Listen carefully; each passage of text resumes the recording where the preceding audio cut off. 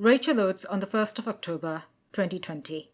These kinds of people who think it's worse to be called transphobic than it is to do anything transphobic, or that it's worse to be called a misogynist than it is to say misogynistic things. Like, it's ridiculous. It's not. Just be a good person and you won't be called these things. Rachel Oates on the 5th of April, 2022. Quote, "So quick update. I filed a defamation claim against EOT's video and YouTube agreed with me that it is in violation of the UK's defamation laws and so have restricted it from being played in the UK. The big claims in their video, that I'm a serial transphobe, are utterly false and are said with the intent of damaging my reputation." End quote. It's ridiculous. It's not. Just be a good person and you won't be called these things. This is just one piece of evidence out of many that Rachel Oates wants to ban you from seeing. Why? Well, because it draws into question her own actions, a fact we'll discuss in further detail in a second. But first, a quick content warning for the following: transmisia, queermisia, harassment, death threats, psychological harm, medical harm, self-harm, suicidal ideation, police violence, animal abuse, and child sexual abuse. If you like our work and appreciate the research put into each video, please consider supporting the channel via Patreon. You can also support us by liking, commenting, and sharing this video on social media. Hi there, my name is Ethel Thurston, she, her, they, them, and today we'll be continuing our journey to document the impact Rachel Oates has had on the trans community. Specifically how, after spending months goading me into responding, Oates flipped the narrative, pretending as if I'd been the one harassing her, using cis tears to silence discussion regarding transmisia in the secular community. This culminated in the second most traumatic experience I've ever been put through, second only to being raped as a child. That is the level of violence Rachel Oates chose to inflict upon me. And that's before we even get to the harm she caused the trans community as a whole, a fact she has never been held to account for. That's why we're here. That's what everything I have been doing the past 4 years has been building towards. It's time to discuss how I survived Rachel Oates, yet more importantly, why I never should have had to in the first place. This video is the 4th in a 5-part series, with each video documenting a key incident between Rachel Oates and the trans community. Our first video went into detail regarding the hypocrisy played at the start, comparing how Oates presents herself as an ally to the trans community versus how she actually acts. We also discussed her dishonesty in pretending like YouTube ruled on the issue when they legally cannot do so. The second video delved into the ACA split and how Rachel Oates published private information stolen from a mental health support group in an effort to demonize trans people taking measures to protect themselves. The third video discussed how she published private email sent to her by a trans member of her audience, in spite of said trans audience member repeatedly telling her that he was afraid of the way her audience would react if he had posted said messages publicly. We also responded to what she said in those emails, namely her numerous lies about what had taken place thus far in 2019. So you should go ahead and watch those videos before this one, as I will be referring to them throughout this video. All of our work is fully referenced so that you can check things for yourself. If you're in the UK and find yourself unable to watch any of the videos in this series, due to Oates' habit of weaponising the UK's draconian defamation laws to stifle free speech, specifically criticism, you can use a VPN to get around the issue, or simply read the transcripts / watch one of the mirrors linked in the master list that can be found in the description of each video. For the VPN, just change your country of origin to be outside of the UK, and you'll be able to access the wealth of evidence presented, allowing you to make up your own mind, something Rachel Oates would deny you. Speaking of denying you, if you go to check any of Oates' videos or live streams referenced throughout any of our exposés, only to discover that they're no longer available, this is because Oates has taken to deleting and privating said evidence. Now, we'd originally prepared for this possibility by mirroring key pieces, unpublished, linking said mirror below the link to her original. Sadly, Rachel Oates saw this as an opportunity to abuse YouTube's copyright system to try and have the channel taken down. The string of DMCA claims Oates filed put the channel a single strike away from the fee required to be deleted permanently, putting the future of the channel and my sole source of income as a trans person in jeopardy. We naturally won our appeals over the coming weeks, leading YouTube to reinstate said videos, yet we decided that it was best to remove them to prevent Rachel Oates filing further DMCA takedowns from different channels, continuing to legally harass us, or even potentially spreading out said claims so that she got the necessary 3 strikes. The bottom line is, we try to ensure that everyone, including her audience, would always be able to see the full context of the clips we use for our exposés.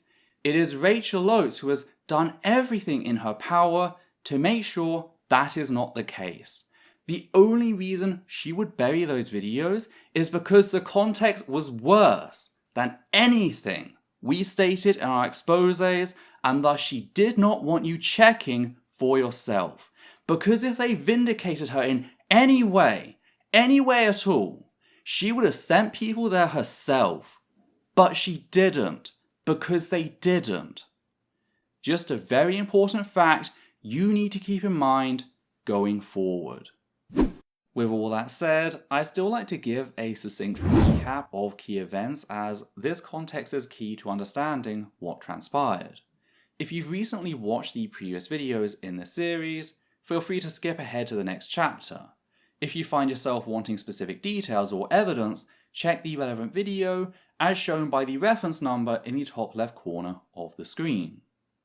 So, our second video focused on a post Rachel Oates made to Twitter on the 14th of May 2019, demonizing a trans-focused mental health support group formed by former ACA moderators who had walked out due to the horrific levels of transmisogyny, racist, sexist, and ableist abuse launched at them by her friend Woodford of Rationality Rules and his audience.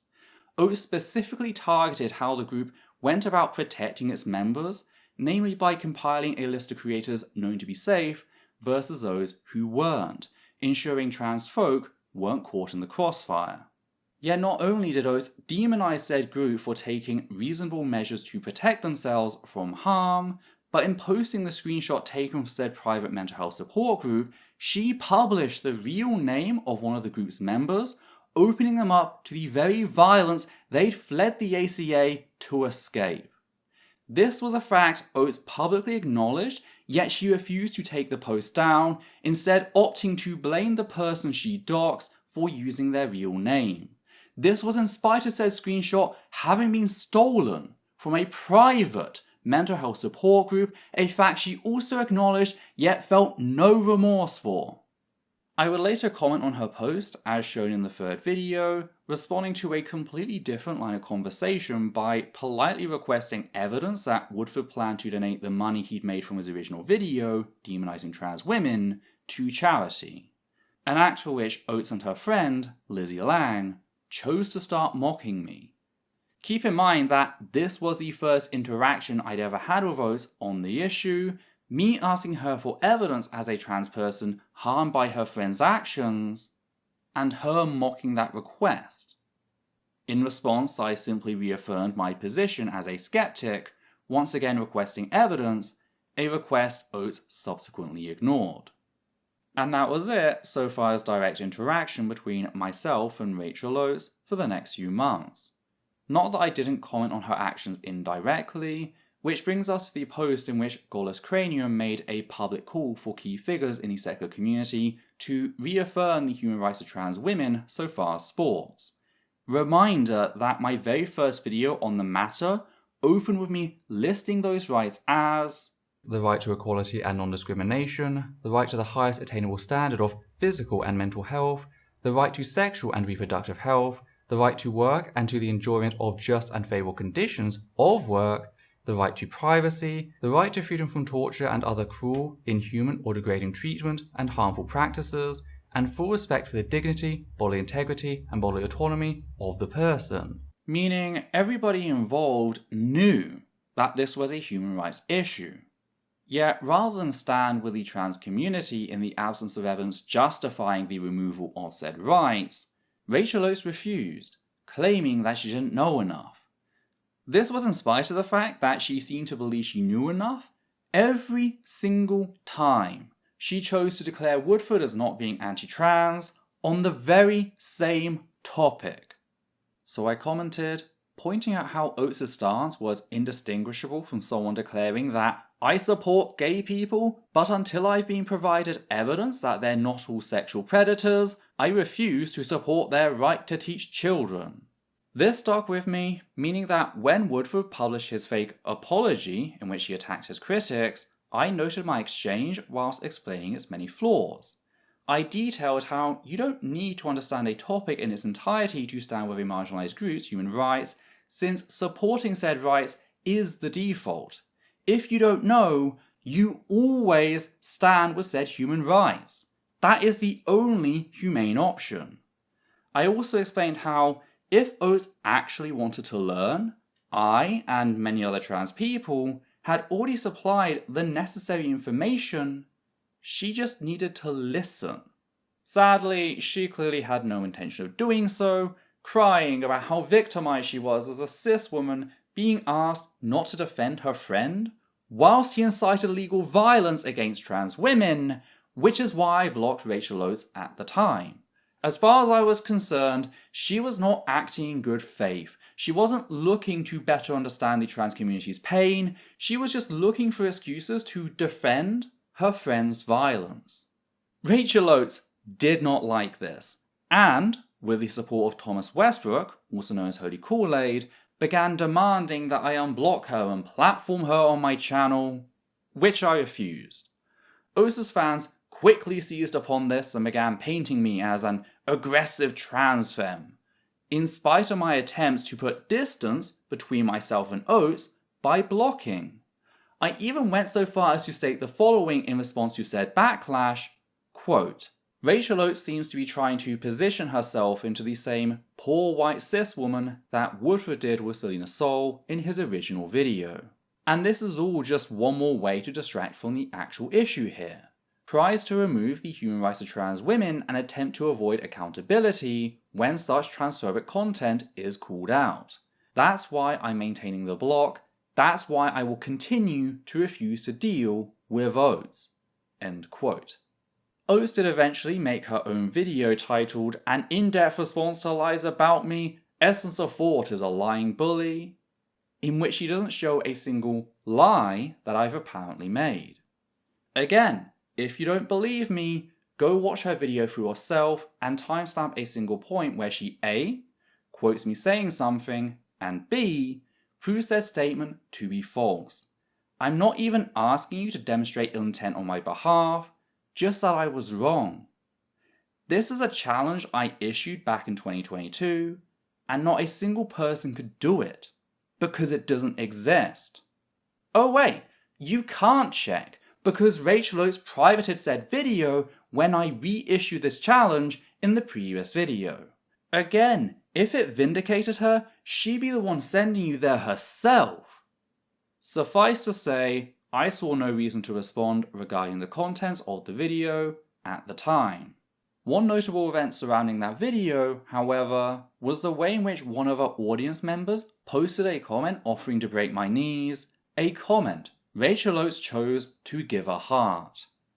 This joke about violence towards me, a trans person defending my human rights, didn't exist in a vacuum. I, along with many of my trans siblings, were being attacked daily for our audacity in standing up to Woodford, who, by this point, had shown us that he was malicious in his actions. This comment, whilst clearly a joke, normalised that violence as something to laugh at, and by giving it a heart, Oates was encouraging this sort of response, teaching her audience that this was an acceptable way to gain her admiration. That is why, after a fellow trans person sent me a screenshot of the comment, I naturally called it out. Oates responded by publicly apologising, so I never brought it up again. At least I hadn't, until the third video in this series, after it came to light that Rachel Oates went back on her public apology in her emails to Levi, who was a trans member of her audience at the time. Rachel Oates very openly declared that she saw nothing wrong with hearting a comment threatening violence against a trans person for daring to stand up to her friend's violent bigotry. The reason I didn't comment on the withdrawal of her apology at the time, or indeed the way in which Oates published a trans audience member's private emails, was the fact that I've been true to my word. I was not keeping tabs on Rachel Oates. My focus was entirely on Woodford and Westbrook. That's why my post calling the comment out on the 28th of May would be the last time I talked about Oates until September. Yet Oates continued to defend Woodford, in spite of the fact that by the time she published Levi's emails on the 12th of July 2019, the trans community had already proven without a shadow of a doubt that Woodford was an anti-trans bigot. As shown in the third video in the section on Woodford's descent into transmisia, we had provided examples of anti-trans rhetoric dating back literal years. One example could be found in his Jordan Peterson video, with Woodford going so far as to edit in a graphic promoting the far-right attack helicopter narrative used to dehumanize trans people as a narrative he agreed with, a sentiment he later repeated in his Ben Shapiro video. We'd also show evidence of how he continued to lie about the science in his corrected videos, rooting for any justification to strip trans women of 6 fundamental human rights. Woodford was not letting the science lead him to a conclusion, as he and Oates so often asserted. He was like a young earth creationist trying to force the science to match the conclusion he wanted, the conclusion he believed justified violence against trans women. We also can't forget how Woodford chose to promote an anti-trans hate group in his corrected video, a group that grinned at the prospect of trans women dying slow and painful deaths as the result of botched uterus transplants. Again, this was his corrected video, the video he made knowing that he was going to be heavily scrutinized due to his history, yet he chose to promote the hate group known to fantasize about trans women dying slow and painful deaths. It was a choice, not an accident. There was no ambiguity at this point. Any support for Woodford was support for violence against trans people, specifically trans women. That is true not just of Rachel Oates, but also Thomas Westbrook, Shannon Q, Cyrus the Skeptic, Telltale Atheist, Jimmy Snow, Aaron Ra, Matt Dillahunty, and many more who continued to defend him. These people chose profit over trans people's safety, a fact we should never forget. Speaking of profit, that brings us rather nicely to the Jonathan Friedel incident. Friedel was one of Woodford's more militant supporters who I first encountered when he declared that he was, quote, more than transphobic, end quote, over the publishing of my initial video. You know, the incredibly soft video that left the door open for Woodford to fix things? That one? Friedel continued to harass me over the coming months, long after I blocked him, creating burner accounts on Twitter and even followed me onto other social media platforms to continue the harassment.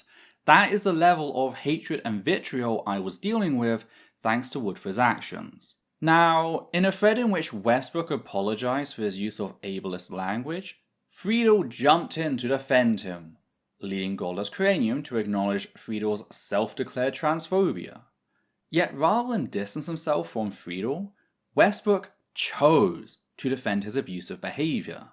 He didn't deny that Friedel had harassed and abused me because I was trans. Instead, Westbrook dubbed said abuse as an, quote, undercover job interview, end quote, to see whether trans people were worthy of patronage, though it's worth mentioning that Westbrook argued this whilst Friedel continued to acknowledge that he was prejudiced against trans people in another thread. This led Goldust Cranium to start asking questions, including whether Friedel was a patron of Westbrook, which Westbrook responded to by accusing Goldust Cranium of gaslighting. What did Westbrook mean by this? I'm not sure. I think he just saw it as a buzzword to distract from the question. There's just one problem. Westbrook lists his largest patrons at the end of his videos, and wouldn't you know it, there's Jonathan Friedel with his name being listed from March of 2018 to May of 2019, around the time Friedel publicly declared himself to be more than transphobic. I would only later discover that Westbrook's apartment, which he shared with Eric Murphy of the ACA, was paid for, at least in part, by Friedel. This is the level to which people like Westbrook were defending anti-trans rhetoric, their reasons for doing so, and his behaviour Rachel Oates chose to support by continuing to associate with Westbrook after he'd done so publicly.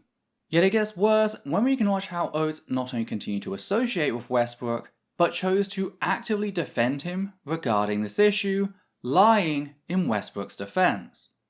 I, of course, took immense issue with the idea that anti-trans abuse could be framed as an undercover job interview, leading me to call Westbrook out in a video published on the 17th of August.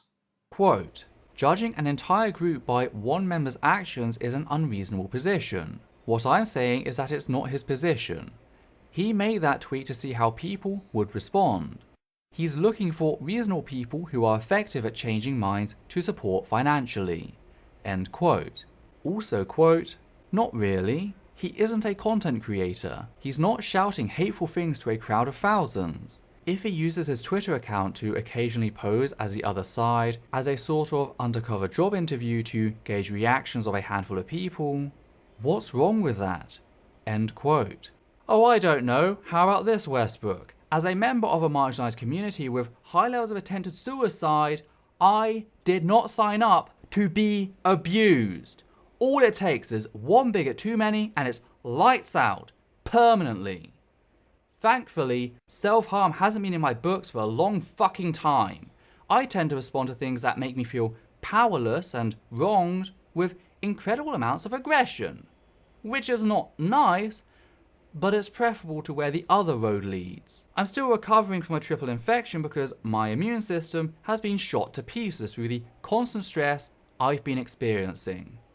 But the fact remains, you didn't know any of this. Friedel didn't know any of this. All you did know is that I am a member of a marginalized community with high levels of attempted suicide, already suffering extortionate levels of transphobic abuse. So you decide to add more. Well, what gave either of you that right? You're fucking lucky I respond to shit like I do. Because if I'd gone the other way, well, I guess my absence would have been much more convenient for yourself and your crew. Notice how I repeatedly state that I am not at risk of self-harm or suicide. This is because, at the time, I was seeing a therapist, meaning I was in a better position than many. However, if Friedel and Westbrook continue to target other trans people in the same way they did me, as they would eventually murder someone. That is why I came down on them regarding this, because I did not want them taking what they'd done to me and doing it to other trans people who lacked my privilege. That said, you also heard me talking about how the stress was taking its toll in other ways, namely weakening my immune system to the point that I had a viral, bacterial, and fungal infection at the same time, two of which I was being medicated for. The prolonged stress of the ordeal was taking its toll, physically, not just mentally. But I had to keep going, because there was no one else to shoulder this burden. I was the largest trans voice in this discussion, and I refused to abandon my community. I would gladly give my body to defend our human rights. Though returning to Oates' defense of Westbrook, in spite of me repeatedly stating that I was not at risk of self-harm and suicide, leaving no ambiguity as to what I was saying, someone decided to jump in, lying about what you just heard. That someone was Rachel Oates, who said the following in a live stream she hosted on the 20th of August. But Essence of Thought did something the other day when he made his video about Thomas that I'm surprised more people haven't called him out for, because I think it is disgusting and manipulative. And he tried to shield himself from criticism by using self-harm as this, like, you can't touch me or I might hurt myself. You can't criticize me or I might hurt myself. And that is so manipulative to his fans, it's manipulative to his critics, it's manipulative to everyone. And it's so disrespectful to anyone who self-harms. This is part of a larger 27-minute rant about me, by the way. And she go on to repeat said claim in a video about abusive girlfriends published on the 25th of August. I spoke about it in my live stream the other night, but a certain YouTuber who we all know spread some lies about me recently released a video in which they said, basically, you're criticizing me for this and this. It's a good job I don't self-harm anymore. And then basically went on to say, or imply, if people keep criticizing me for this and this, who knows what I'll do? I might hurt myself again. I don't want to get into the details, but this is an issue that is incredibly, incredibly personal to me. And I found his words disgusting. You never, ever, ever use something like self-harm to threaten other people. When you have that problem, that's your problem. And you cannot threaten other people with it. You cannot say, well, you can't do this, you can't do this, you can't treat me like a normal person, because I'll hurt myself because of you. That's manipulative and disgusting, and it trivializes the whole issue of self-harming in the first place. And I found it completely disgusting. It is not okay. And of course, it completely, detracts from the issue that I know for a fact there is someone who, as a result of that YouTuber's behavior, has self-harmed. Not naming names, not pointing fingers anywhere, but I know for a fact that has happened. Why is that only an issue when it's a trans person self-harming? Because that's what the YouTuber seems to think. Anyway, sorry, getting off point. Really annoyed me. It's disgusting behavior. My point is, you never, ever, ever try and control someone's behavior by threatening violence against them or yourself. It is not okay, and it is never, ever acceptable. This is something I feel really, really strongly about. Do keep in mind these dates, that's the 20th and 25th of August, as they will be important later. As for the assertion itself, there's two major issues here. The first is the truth, at least regarding what I said, in how I never threatened self-harm or suicide. As we all heard, I explicitly went out of my way to acknowledge that I was not at risk of these things, twice. There was no way to misread that, meaning Oates simply chose to lie, chose to change what I said to defend her friend, who was in turn defending his sponsor's targeted harassment of me. That is the chain Oates chose to make herself a part of. This, by the way, is how you actually prove someone is lying. I didn't merely play what Oates said and assert the opposite, declaring that a lie. I showed what I had originally said and how there was no ambiguity there before playing Oates asserting the opposite. This is a power that Rachel Oates could only dream of, a fact she is fully aware of. That's why she refuses to source her assertions about me, meaning there is no way for her viewers to check what I said for themselves outside of going through my entire channel, something Levi did before his emails. This is a fundamental difference between myself and Oates. I give you the resources you need to check everything I say. She goes out of her way to deny you that. And if you're a fan of hers, maybe, just maybe, you should start asking yourself why that is. Do these sound like the actions of an honest person? As for the second issue, the way Oates is presenting this topic is overly simplistic from a domestic abuse standpoint. There is a major difference between a victim acknowledging how helpless abuse made them feel, that they felt the need to hurt themselves or even attempt to take their own life to try and regain some semblance of control, versus an abuser who exploits threats of self-harm and suicide to avoid accountability. That difference is power. Who is seizing it and who is being denied it? With an abuser, it's all about limiting their victim, stopping their victim from speaking out, stopping their victim from sharing evidence, and stopping their victim from labeling their abuser based on their actions.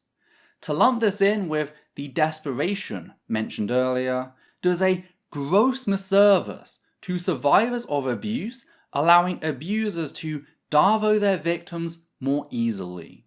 DARVO is an acronym that stands for Deny, Attack, and Reverse Victim and Offender. It's a method used by certain abusers, sometimes labeled cry-bullies, people who provoke their victim into reacting so that they can then paint themselves as the victim. It begins with a denial of abuse, followed by attacks on the victim or person speaking on behalf of the victim, finally ending in a reversal of the victim and offender roles. We saw this very publicly during the Amber Heard trial, how, in spite of all evidence clearly pointing to Johnny Depp as the abuser, a public smear campaign was launched against Amber to frame Depp as the victim. It is a very public, very damaging tool when used efficiently. So, returning to what I said in relation to Friedel and Westbrook, was I in any way trying to limit a victim's autonomy? No. I, the victim, was speaking out about the incredible violence targeted at me by a self-declared transphobe and their wallet-sucking friend. Because even Westbrook admitted that said abuse occurred in defending it as an undercover job interview. So there's no debate about if the abuse happened, it fucking happened. A fact Rachel Oates chose to gloss over, instead attacking my criticism. Point is, even if I said something along the lines of, this abuse has pushed me towards the edge regarding self-harm and suicide, that still would have been entirely justified. I would have been commenting on how helpless anti-trans abuse had made me feel, not limiting the autonomy of some imagined victim. This is a fact I feel the need to stress, since I don't want victims of abuse getting the wrong message, doubting themselves and their innocence in wanting to speak out about the terrible extremes their abusers drove them to. Because this catch-all approach Oates forwards, where any mention of self-harm and suicide is taken as conclusive evidence that the person mentioning these things is a manipulative abuser, does victims of abuse a disservice. It helps abusers gaslight their victims into believing that they're to blame. The reality here, as with so many things, is that context is key. Look at the power dynamics. Look at who seeks to silence who is suppressing the evidence, and you will find your abuser. Which finally brings us to the events of September. Quick note, I will be referencing the work of H.J. Hornbeck from FreeThought Blogs, as they put together an amazing play-by-play breakdown of what happened, all of which is linked and thus can be accessed via the Internet Archive. Hornbeck uses Mountain Daylight Time, so that's what I'll be using for simplicity's sake, keeping in mind that Indian Standard Time is 11.5 hours ahead. So the events of September started when I saw Red Venture, a person who has stood firmly with the trans community throughout the events in 2019, responding to someone I blocked. I could see the tweet was about Woodford, so, due to the constant abuse and need to stay up to date about what was happening, I clicked to see the post he was responding to.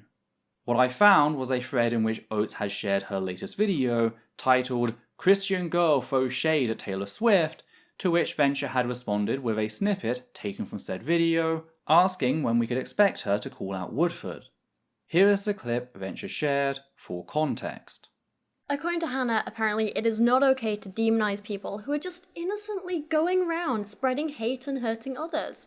They're not doing anything wrong, except to all those people they're hurting, but it's not fair to criticize them for that. So like I say, on the one hand, she's a pretty small channel, so no sending hate her way, be nice to her please. On the other hand, if you're gonna be homophobic or transphobic, I don't care how big or small your channel is, I'll call it out when I see it. Oates then replied to Red's tweet, stating, quote, "I knew this would happen. Tell you what, the minute Steve stops treating transgender people as human, I'll call him out for it. But I don't know anything about sport to know which of the arguments are fair and which aren't, so I'm keeping my mouth shut about that." End quote. Except, as evidenced extensively in our previous video, trans people had already shown Woodford using the far-right attack helicopter narrative to dehumanize us as early as 2018. we'd shown evidence of him explicitly agreeing with Jordan Peterson and Ben Shapiro on the legitimacy of trans people. We'd shown evidence of him promoting a known hate group which openly grinned at the prospect of trans women dying of cancer. And we'd shown evidence of how he continued to lie about the science at every single step, rooting for justification to strip trans women of fundamental human rights. You know, rights that, by very definition, affirm our humanity, meaning to strip us of those rights is to strip us of said humanity, which is the very definition of dehumanization. In spite of all of this, Rachel Oates still chose to defend Woodford as not being anti-trans. Oates wasn't ignorant when she said this. Trans people had already laboured these points over months. She was being maliciously dishonest. She was proactively lying to defend a violent bigot.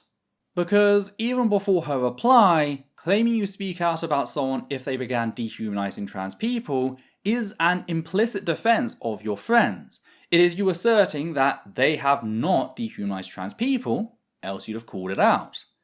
This of course clashes with the evidence just discussed. If you can't honestly say that you'd speak out about someone being anti-trans, don't say it. There's no cost involved. You just don't get to exploit trans people in painting yourself as a good person when, you know, you're not. The worst part is, Oates even acknowledges that she realised the issue beforehand in how she told Red, "I knew this would happen." Okay, so you knew it would come across as grossly disingenuous and yet you chose to say it anyway just so you could build your brand. If people judge you for that, that is on you and no one else. That is just Oates complaining about the entirely foreseeable consequences of her own actions. She genuinely believes that she has no responsibility for the things she does unless it's something positive.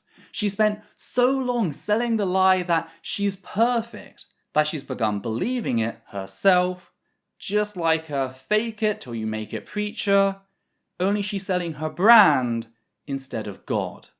Back in reality, I need cis people to understand that when you choose to present yourself as a trans ally, that is not just a pin you get to wear. You are signing yourself up to a certain standard, and if you fail to live up to that standard, trans people have every right to call you out on your shit, and they do not have an obligation to do so politely. A true ally realizes that if a trans person criticizes them in an abrasive fashion, that abrasiveness is a response to the harm they've personally caused. Trans people are not monsters. We aren't out there looking to trip cis people up so that we can lash out and hurt them. We need allies. We're human beings trying to survive under a system of oppression, which is hard enough without self-declared allies demonizing us on top of what we already face. Allyship that is conditional is not allyship, it is exploitation. Do you know what it is like to have someone tell you that all of the violence, the abuse and dehumanization launched at you and your community by their friend for months on end never actually happened? That trans people are just sharing in some mass delusion? This is gaslighting in the actual sense of the term, yet on a mass scale. Oates was straight up telling the trans community that they imagined Woodford's violence. Do you know how fucking harmful that is? Can you even imagine then how horrific it is to hear that very same person assert with a conviction they have absolutely no right to, that if someone dehumanized trans people, they call it out? Looking back at this, the context of the conversation, everything Oates has said in spite of what numerous trans people had proven about Woodford again and again, I can see why this triggered me. The only thing worse than violence is the denial that said violence ever took place. It is in this pain that I unblocked Rachel Oates and told her exactly what I thought of her. I'd played their game for 6 months. I'd shown them far more civility than any of them had shown me, but they cheated and lied to make sure nothing came of our efforts. They poured gasoline on the social contract and struck a match. So I called Rachel Oates a transphobic piece of shit lying through her teeth, as well as a sewer mouth doing nothing but spewing shit. Yet even amongst that, the pain and suffering she and her friends had put me and my community through, I still raised the fact that Woodford had been exposed as outright lying about the studies he'd used in his corrected video. I still pointed out how nobody could claim genuine ignorance at this point, that the only way to pretend such is if they were maliciously avoiding everything trans people have been saying to preserve their ignorance and retain some deniability. Sadly, as justified as my pain and subsequent anger were, I felt an immediate pang of regret. None of that context was going to matter to Oates' audience. Oates has spent literal months drip-feeding her fanbase the notion that I was the devil incarnate, that I was nothing more than a destructive evil that had come to take away everything that they loved, similar to how Gamergaters had framed feminism. As we covered in the previous video, she even used other trans people, trans members of her own audience no less, as target practice, teaching her audience to attack any trans person who was critical of her on sight. So like the police faced with an abused dog, they didn't care about the months of torment. They just saw the one time I snapped back and decided that I needed to be destroyed. Her fanbase mobilized, swarming the chat, quickly overwhelming me. I raised my blocker notes once more so that she couldn't subtweet me, whilst I closed off as many threads as humanly possible in an attempt to contain another outbreak of transmisogyny abuse. To give you an idea of just how bigoted this abuse was, one thread stemming from Noel Plum, Woodford's official replacement for Joe Rogan in his corrected video, quickly turned into him and Sarah Mitchell, Woodford's token trans person who is a far-right transmedicalist, attacking my appearance as evidence that I was faking being transgender, butchering my name as Pethel and Etheta, and stating that my very existence as a non-binary person sickened them, completely tearing into my existence as a trans person. Rachel Oates would naturally go on to become close friends with Sarah Mitchell after this public display, and we'll discuss that in further detail in the next video. Another thread involved Lizzie Lang. You might remember her as the person who began mocking me back in May when I asked Oates for evidence of Woodford's intentions, prompting Oates to join in. This time, Lang denied the already established facts that Woodford was calling for trans women to be stripped of 6 fundamental human rights, in spite of said rights having been raised throughout every single one of my videos. This continued gaslighting made me realize just how similar Woodford's defenders were to the Catholic Church, organizing to protect him and their fellow supporters from any real accountability. So I responded, stating firmly that, quote, "That's a demonstrable lie. Stephen Woodford is a violent transphobe and you are all his fucking church. You turn a blind eye, targeting and abuse the victims of his violence, lie to protect his name. Do the world a favour and exit it." That comment was posted at 5:26 AM, and I continued posting all the way up to around 9:34 AM, at which point I logged off to sleep. And yet, whilst the conversation raged on around this tweet, not a single one of the main people involved took particular issue with what was stated, clearly reading it in context. During that time, at 6:26 AM, Oates declared in no uncertain terms that she left me alone during the 3 months I'd had her blocked. Only problem is, as we all saw earlier in both her livestream and her video from the 20th and 25th of August, as well as how she tried to make Levi's emails about her audience into a debate about me on the 12th of July, this was just another lie. She hadn't left me alone. She continued to go after me long after I'd gone quiet about her, going so far as to produce a video in which she compared me, someone who grew up in a domestic violence refuge, to a domestic abuser. In fact, the only reason I was responding to her in this thread is because she had chosen to lie, to gaslight the trans community in Woodford's defense. She can't have it both ways. She can't pretend she'd been staying out of things whilst lying about me and defending her bigoted friend at every opportunity.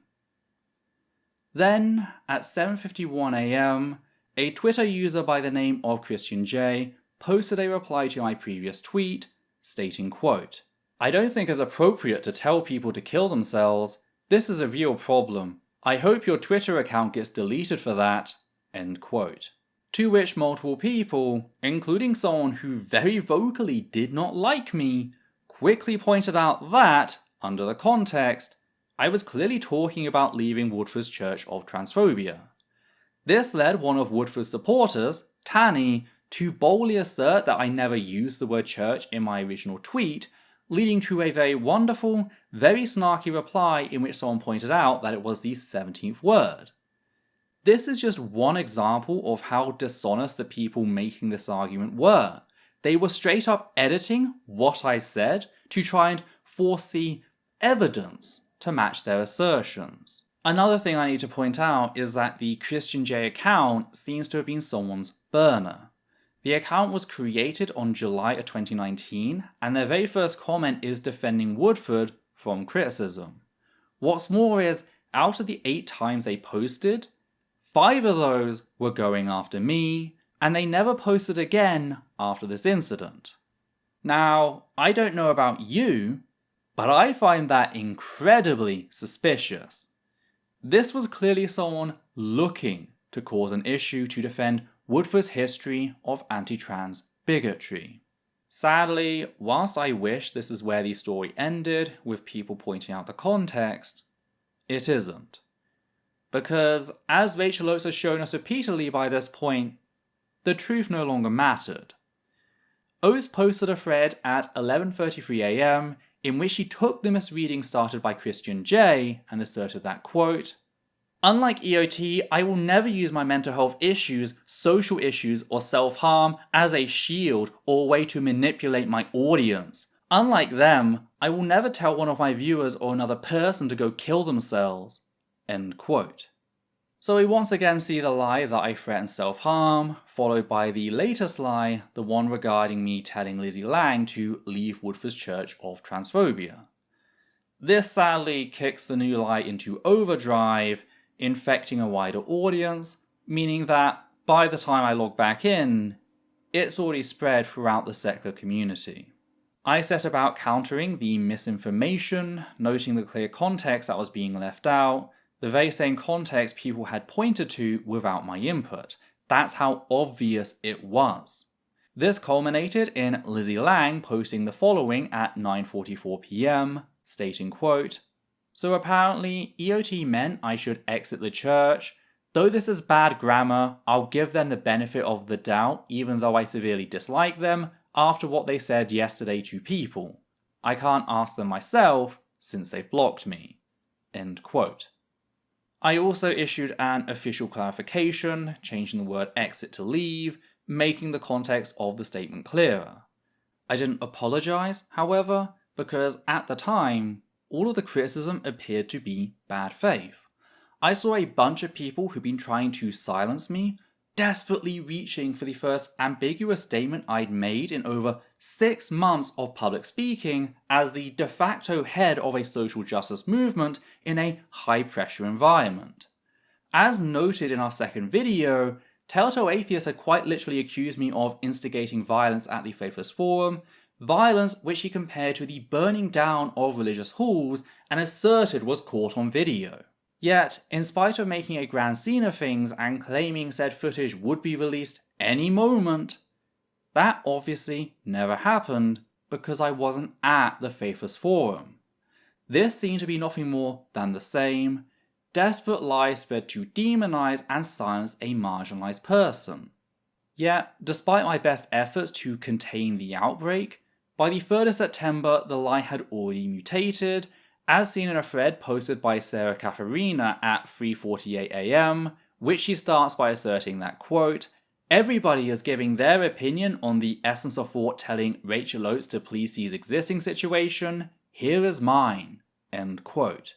I naturally responded by pointing out how this was false on 2 accounts, how the reply wasn't to Oates, and how I'd actually told Lizzie Lang to leave Woodford's Church of Transphobia. This, by the way, is a lie Rachel Oates would go on to parrot in 2022 as part of her official Rachel Oates Revised History of 2019, asserting, quote, "They implied I should kill myself in a tweet, which they later backtracked on and said was misunderstood, but by that point I'd already hurt myself and I decided to publicly open up about it," end quote. A claim she elaborated on when people pointed out that the reply wasn't even to her, feigning ignorance in claiming that, quote, "They then started posting things about doing the world a favour and leaving it. I couldn't see whole Twitter threads because I was blocked. All I know is I saw this thread about me, it seemed to be aimed at me, and I thought, maybe I will. And things got bad," end quote.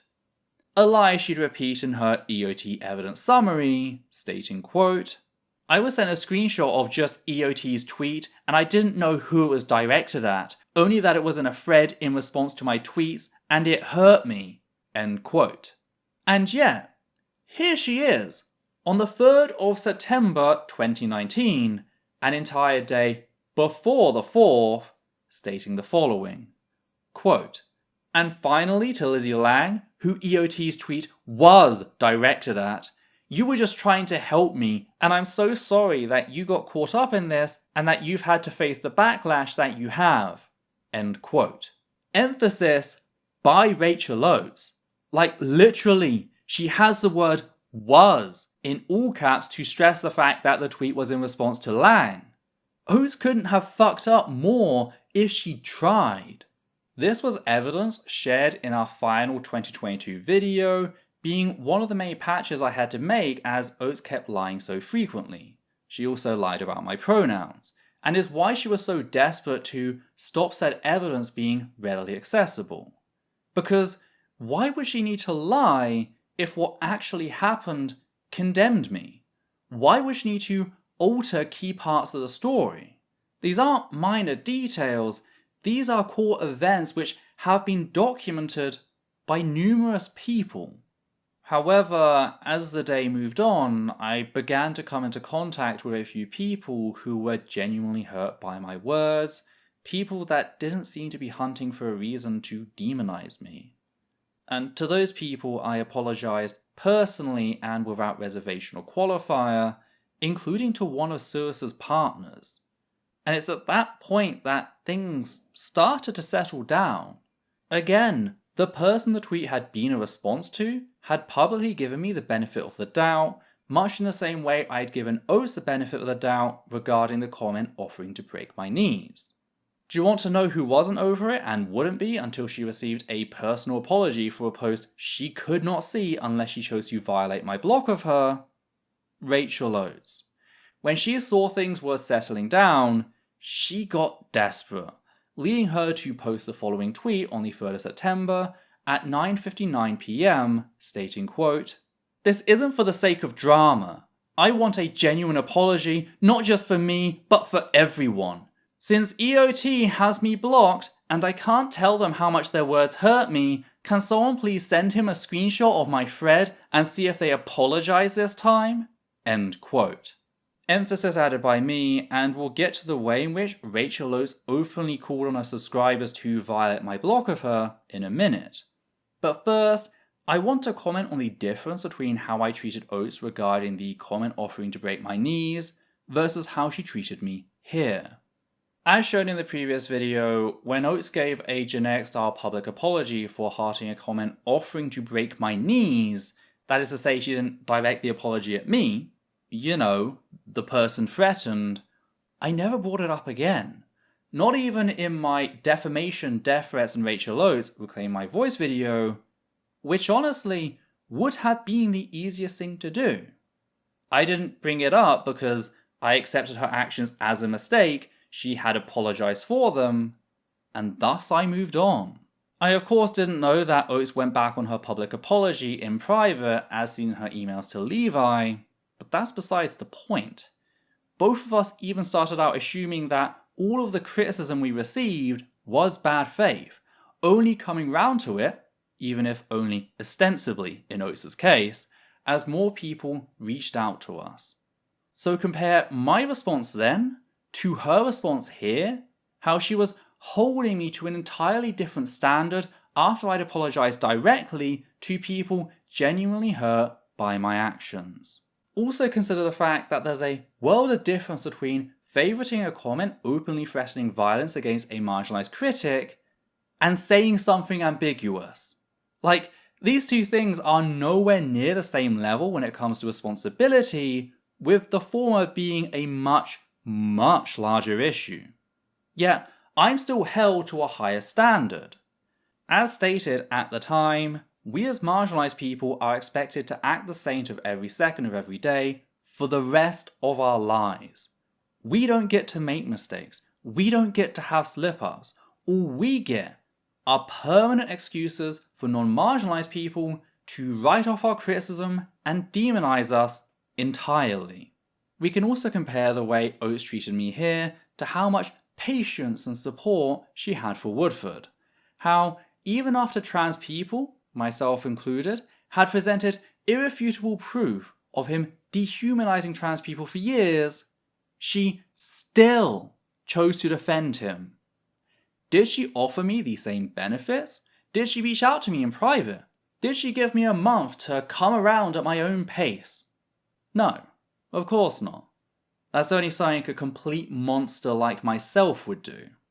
On the flip side, where was all this energy in holding Woodford accountable for his open violence against the trans community? Where was this concern then? Why is it that Oates was so willing to give Woodford endless doubt as he harmed the entire trans community repeatedly, but not me when I said a single, ambiguous thing? I go back to what I said in the second video of this series, in how there's a word for when we treat a group of people differently, especially when that group is marginalised. Starts with a D, sounds like incrimination. How is this not a clear example of that? Oates quite literally discriminates between how she treats cis and trans people. Trans people are subjected to a lower standing in her eye, subject to harsher rules and punishment than she would ever accept for her and her friends, because she is, by very definition, a cis supremacist. Sadly, things were about to get a whole lot worse, which brings us back to how, in her post, Oates clearly notes the fact I had her blocked, ordering her 100,000 subscribers to circumvent said block and harass me into giving her a response. Though this wasn't the first time Oates had noted my block of her, as seen in her August livestream in which she openly mocked said safety feature. Yeah, so like Essence of Thought was essentially part of our group, if you want to call it that, before he, I don't know, decided to try and take us all down. Whereas like him and his little group of friends all decided to like block us, all decided to like block us, all decided to like block us and get mad at us and all sorts of stuff. So if anything, they're the cliquey ones, but I don't know. Probably just being petty now, aren't I? So I put up barriers between myself and Rachel Oates, leaving her alone for months, until I came across her gaslighting the trans community. And rather than respecting that or, putting up her own barriers via a mutual block to ensure that such a thing couldn't happen again, she was calling upon her fanbase to help her violate said safety feature. She was the one seeking me out with the explicit intent of provoking a response. A fact you need to keep in mind as things continue to escalate. Suffice to say, it wasn't long before the messages began reaching me, letting me know about her post and that she was after a response. So I gave her one. Recalling the way she doxed a member of a trans-focused mental health support group, how she demonized those fleeing her friend's violence, how she mocked me for wanting evidence, how she refused to stand with the human rights of trans people whilst pretending to support us, and how she compared me caring about the lives of my trans siblings to the actions of a domestic abuser, I clapped back, posting a thread at 1:49 AM on what was now the 4th of September, declaring, quote, "So to be absolutely clear, Rachel Oates is a transphobic bigot who actively attacks trans people trying to hold Woodford, her personal friend, accountable for calling for violence against trans people in arguing that they should be stripped of numerous human rights." That's what this has been about. I said something ambiguous that some people genuinely took the wrong way, and to them, I have been apologising both publicly and in private. But as an opportunistic vulture, Oates can't help but capitalise on that. She knows her transphobia is branded on her, so the best she and others can hope to achieve is to derail the actual discussion. She's now pretending like her being held to her actions, her active and demonstrable support for violence against the trans community, given with a fake smile, is a wrong the trans community should be apologising to her for.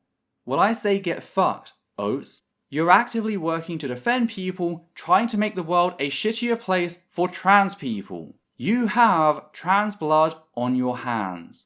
I will not be apologising for pointing out your complete lack of humanity on the matter. You claim you'd hold people accountable for transphobia, but that's a lie, one we're all too used to by now. Want to prove me wrong? Stop associating with people such as Woodford and Westbrook. Cut all ties with people promoting violence against trans people. Show us that you, Rachel Oates, have a damn conscience. Show us that you are capable of feeling for your fellow human outside of your sycophantic inner circle. Show us that trans lives actually mean a damn to you, not as some bumper sticker, but something real that you live by. Until then, you are nothing more than the anti-trans bigot you yourself have set yourself to being, and I will not apologise for dragging you out over this.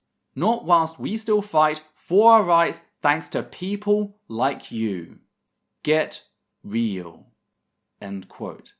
Notice how, just like with Woodford, I gave Oates very tangible steps she could take to start repairing the harm she caused the trans community in defending both Woodford and Westbrook and demonising their critics. I'd already shown her that I do forgive, as seen in my response to her public apology regarding the comment offering to break my knees. So she knew that I was a person of integrity, that I could be trusted. So I pinned that thread to my wall, knowing that as the people she sent to harass me turned up, that's what they'd be greeted with. Oates had gone out of her way to make sure that they never heard what I actually said regarding the issues she brought up in defending Woodford, so this was my first real opportunity to do that, to try and get them to see things from the trans community's perspective. And I think a part of Oates realised her mistake when she was sent my thread. I think she realised that she just marched her followers towards me and my arguments, leaving her with a feeling that she needed to shut me down in case there was even the slightest chance that said people might start to question her carefully controlled narrative. Because no, weaponising the UK's draconian defamation laws is not the first time Oates has attempted to control the narrative. That has been her primary goal this entire time. At 5:14 AM, within a couple hours of my post, Rachel Oates had recorded, edited and uploaded a video in which she displayed signs of self-harming. She asserted that I'd been stalking her to the point that she was terrified, in spite of all evidence showing that I'd had her blocked for months. She framed herself as the victim of my abuse, in spite of the fact that I was the one taking steps to raise barriers between us, and she was the one tearing them down to get at me.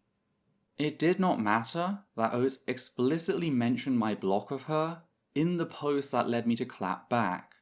It did not matter that Oates had, on multiple occasions, asserted that, quote, "I will never use my mental health issues, social issues, or self-harm as a shield or a way to manipulate my audience," end quote, and that you Never, ever, ever use something like self-harm to threaten other people. When you have that problem, that's your problem.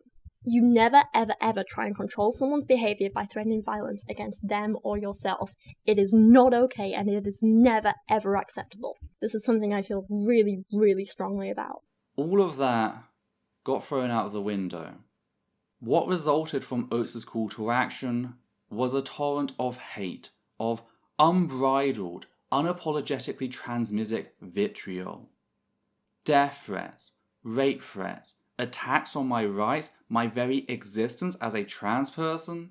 Hell, my very existence as a human being was drawn out and quartered as part of a public spectacle. People weren't just claiming that I'd messed up. A lot of people were arguing that I had deliberately targeted Rachel Oates because she was in a vulnerable mindset, a lie she'd go on to repeat in 2022 by implying that the insults on the 2nd of September came after her thread on the 4th. There's just one major problem with that narrative, aside from the dates. Rachel Oates was doing everything she could to hide said self-harm, as she publicly admitted during an interview with Topic Thunder in November of 2019. Yeah, it's why I didn't speak about things for a long time. Like, I definitely hid it a lot when it was difficult. It's gonna sound so stupid. There was one video a few months back, probably maybe May or June, and I had some visible cuts on my arm in that video, and I didn't do a good enough job of hiding them, and you could see them in the corner of the video, and I stressed out about it so much and was like, oh my god, what do I do? And the video had already been uploaded and seen by like a few thousand people, and I was like stressing out, and I was like, I could just put a blur over that part of the video using like, the YouTube studio thing. I think it would be more noticeable and people would be like, why is there a blur? And I was like, I'm just going to leave it and hope no one sees. And some people did see. And there were a few comments about like, oh, what's wrong with Rachel's arm? What happened to this? And I just deleted all the comments and cried. And like, that's the only time I've like deleted people's comments on my channel, when they noticed that. And I was like, I'm not ready to talk about this. If I tell them what it is, they're going to judge me. And it was terrifying. So, how exactly was I supposed to be aware of this? Why am I expected to be psychic in order to protect the feelings of cis people as they openly defend violence against me and my community? Does that sound like a reasonable standard to you? I also remember a number of people telling me that Oates' boyfriend had left her and that it was on me to know this and tailor my response to that. This is in spite of the fact that I hadn't been keeping track of her since May, something verified in how I didn't comment on her publishing Levi's emails back in July. Because let's imagine for a second that I had been following her and knew everything that was going on. If I had seen Rachel Oates publish private emails sent to her by a trans member of her audience, do you honestly think that there is a force on this earth that would have stopped me producing video after video about that? Do you honestly think I would have opted to ignore something that shows the extremes to which Rachel Oates will go to bully trans people, her own audience members no less, into submission? If so, I've got a bridge to sell you. Sadly, reason and evidence did not matter. Rachel Oates was a crying cis woman, and I was just an evil tranny. Yet that still leaves the question, was Rachel Oates weaponizing self-harm in the same vein as an abuser, or was she just speaking out against abuse? Note that this is a question that only exists because I had to point out that Oates' catch-all approach to self-harm and abuse situations was simplistic to the degree that it was harmful to survivors. I could have just kept quiet, accepted Oates' position, and concluded right away that, yes, by her own standards, she weaponized self-harm in the way of an abuser. But just because it would be easier wouldn't make it right. My needs as a single person do not outweigh the needs of numerous victims of abuse who deserve to know that talking about how desperate said abuse made them feel does not make them abusive. so I made myself do things the hard way. When Oates published her thread, she opened by calling for action to be taken against me, declaring that, quote, "I don't want to post this, but I don't know what else to do. I don't want sympathy. I want Essence of Thought to be accountable for their actions and realize what they're doing. I need an apology. I'm lost and hurt and angry and sad and confused and terrified." End quote. Emphasis added by me. She then went on to declare that, quote, "EOT hurt me and he's hurting others. Maybe not to the same extent, but I don't want to risk that. I can't cope with any more lies and name-calling from him, and I can't risk seeing it happen to other people." End quote, before adding, quote, "But I don't know how else to get him to leave me alone than to show EOT what he's doing to me." End quote. Why? Well, because I posted a thread to my own wall describing her actions regarding the trans community as I saw and experienced them as a trans person, the hurt and dehumanization Oates had chosen to make herself a part of.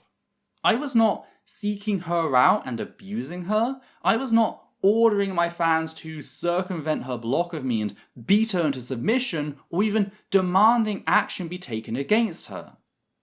I was criticizing her poor behavior as a public figure and self-proclaimed trans ally.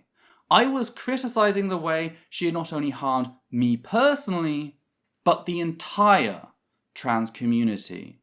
Rachel Oates wasn't self-harming because she felt like she had no control over her own life. She was self-harming because she wanted to control my life, my expression, my criticism of her as a person who claims to be an ally to the community I belong to. Rachel Oates chose to target me for refusing to capitulate, to do what she demanded as her friend continued to target my rights. She wanted to force me to become nothing more than a husk that sings her praise without scrutiny. She wanted to avoid accountability, no matter the cost to the trans community. That is why I can say that Rachel Oates weaponized self-harm in the exact same way as an abuser. And she knows this. We know she knows this due to the way in which Oates would go on to try and rewrite what she'd originally said in 2019, asserting the following in her published statement in response to people pointing this out. Quote, "No, screw you. You're disgusting for even saying that. I didn't hurt myself for anyone else. I hurt myself because it was the only way I knew how to cope. Any person who thinks I hurt myself for anyone else is disgusting." End quote. She also quoted me saying that, quote, "Thankfully self-harm hasn't been in my books for a long fucking time," end quote, before asserting that this was me threatening self-harm. That's how brazen she is about lying. Yet returning to the assertion that she didn't weaponize self-harm to control my actions, she'd gone to reassert the same in 2022, stating, quote, "I didn't harm myself to silence anyone. I didn't harm myself for anyone. At that point, no one even knew I had a problem with self-harm. EOT had been harassing me for months, videos and hundreds of tweets calling me all sorts of names and swearing at me, and it got bad." End quote. Yet, as we all heard earlier, she not only opened her thread by calling for action to be taken against me after I criticized her, she explicitly stated, and I do quote, "I don't know how else to get him to leave me alone than to show EOT what he's doing to me." End quote, admitting that she was doing this in an attempt to control my actions. Just like her claims about the hundreds of tweets, not to mention all of those videos, plural, that I apparently made, this is just another one of her lies. Rachel Oates is running from the truth because she knows it reveals her to be nothing more than a manipulative abuser. DARVO. Deny, attack, reverse the victim and offender. Rachel Oates has spent months doing the first two, denying that any harm had been done to the trans community, attacking those criticizing said harm, or even just taking steps to protect themselves. Now she was flipping the narrative to frame her, the abusive violator, as the victim, and me, the trans person clapping back in defense of both myself and my community as the offender. But it wasn't just DARVO. It was specifically DARVO reliant on transmisogyny. As we discussed in the previous video, transmisogyny is the specific form of violence targeted at trans femme individuals, and a large portion of that is based in masculinizing us by presenting us as hyper-aggressive brutes. Society has been taught to associate aggression with masculinity in general, making it one of the easiest ways to delegitimize a trans femme's femininity, their identity, and subsequently their humanity.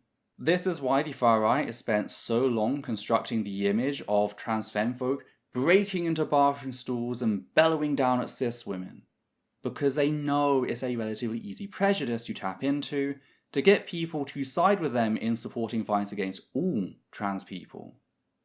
Woodford tapped into that very same transmisogyny when he chose to paint targets on the backs of two black trans girls, Andrea Yearwood and Terry Miller, using both racism and transmisogyny to present said girls as these muscle-bound monsters dominating the field and stealing opportunities from poor white cis girls.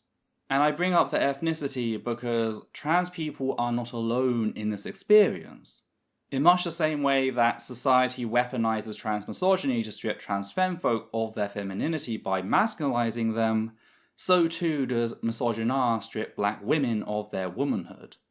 Think about how any time a black woman so much as raises her voice or speaks in a tone that a white person doesn't appreciate, she's often referred to as manly, aggressive, or even threatening. But it's not just black women. Racism strips all black people of their softness in much the same way, albeit to varying degrees. This is especially relevant since many of the signifiers used to paint trans women as manly are stolen directly from white supremacist ideology and eugenics, stemming from the racist belief that all black people are inherently more aggressive and thus more masculine. That's why the first women to be accused of being trans women were famous black women like Michelle Obama, because white supremacy sees all black people as more masculine.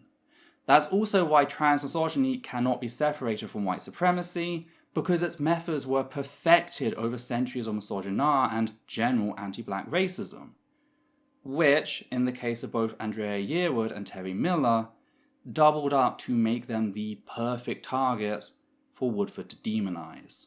This also means that, in much the same way that anti-black racism has historically been weaponized by white women using their white tears to get white men to enact violence on their behalf, something known as benevolent patriarchy, so too can the tears of cis women, albeit to a lesser degree.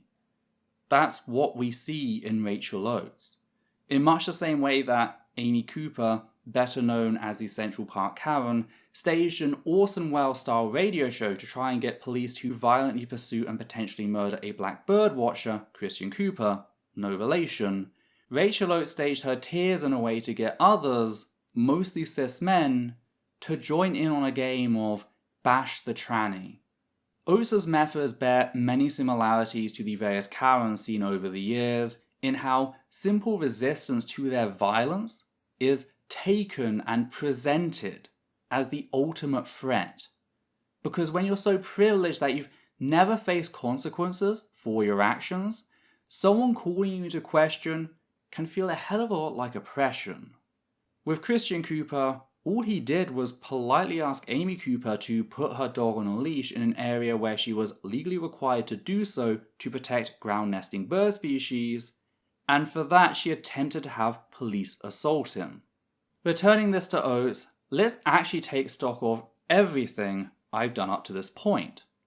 I'd asked Rachel Oates for evidence, criticised her claims to stand with the trans community, my community, mentioned her in a single video, pointed out what she was doing in a Facebook post, called her out for liking a comment offering to break my knees, posted 2 multiple tweet threads in which I called her a liar and a sewer mouth for gaslighting the trans community, and lastly, I pinned a thread to my own wall explaining why I never apologised for calling out her terrible behaviour.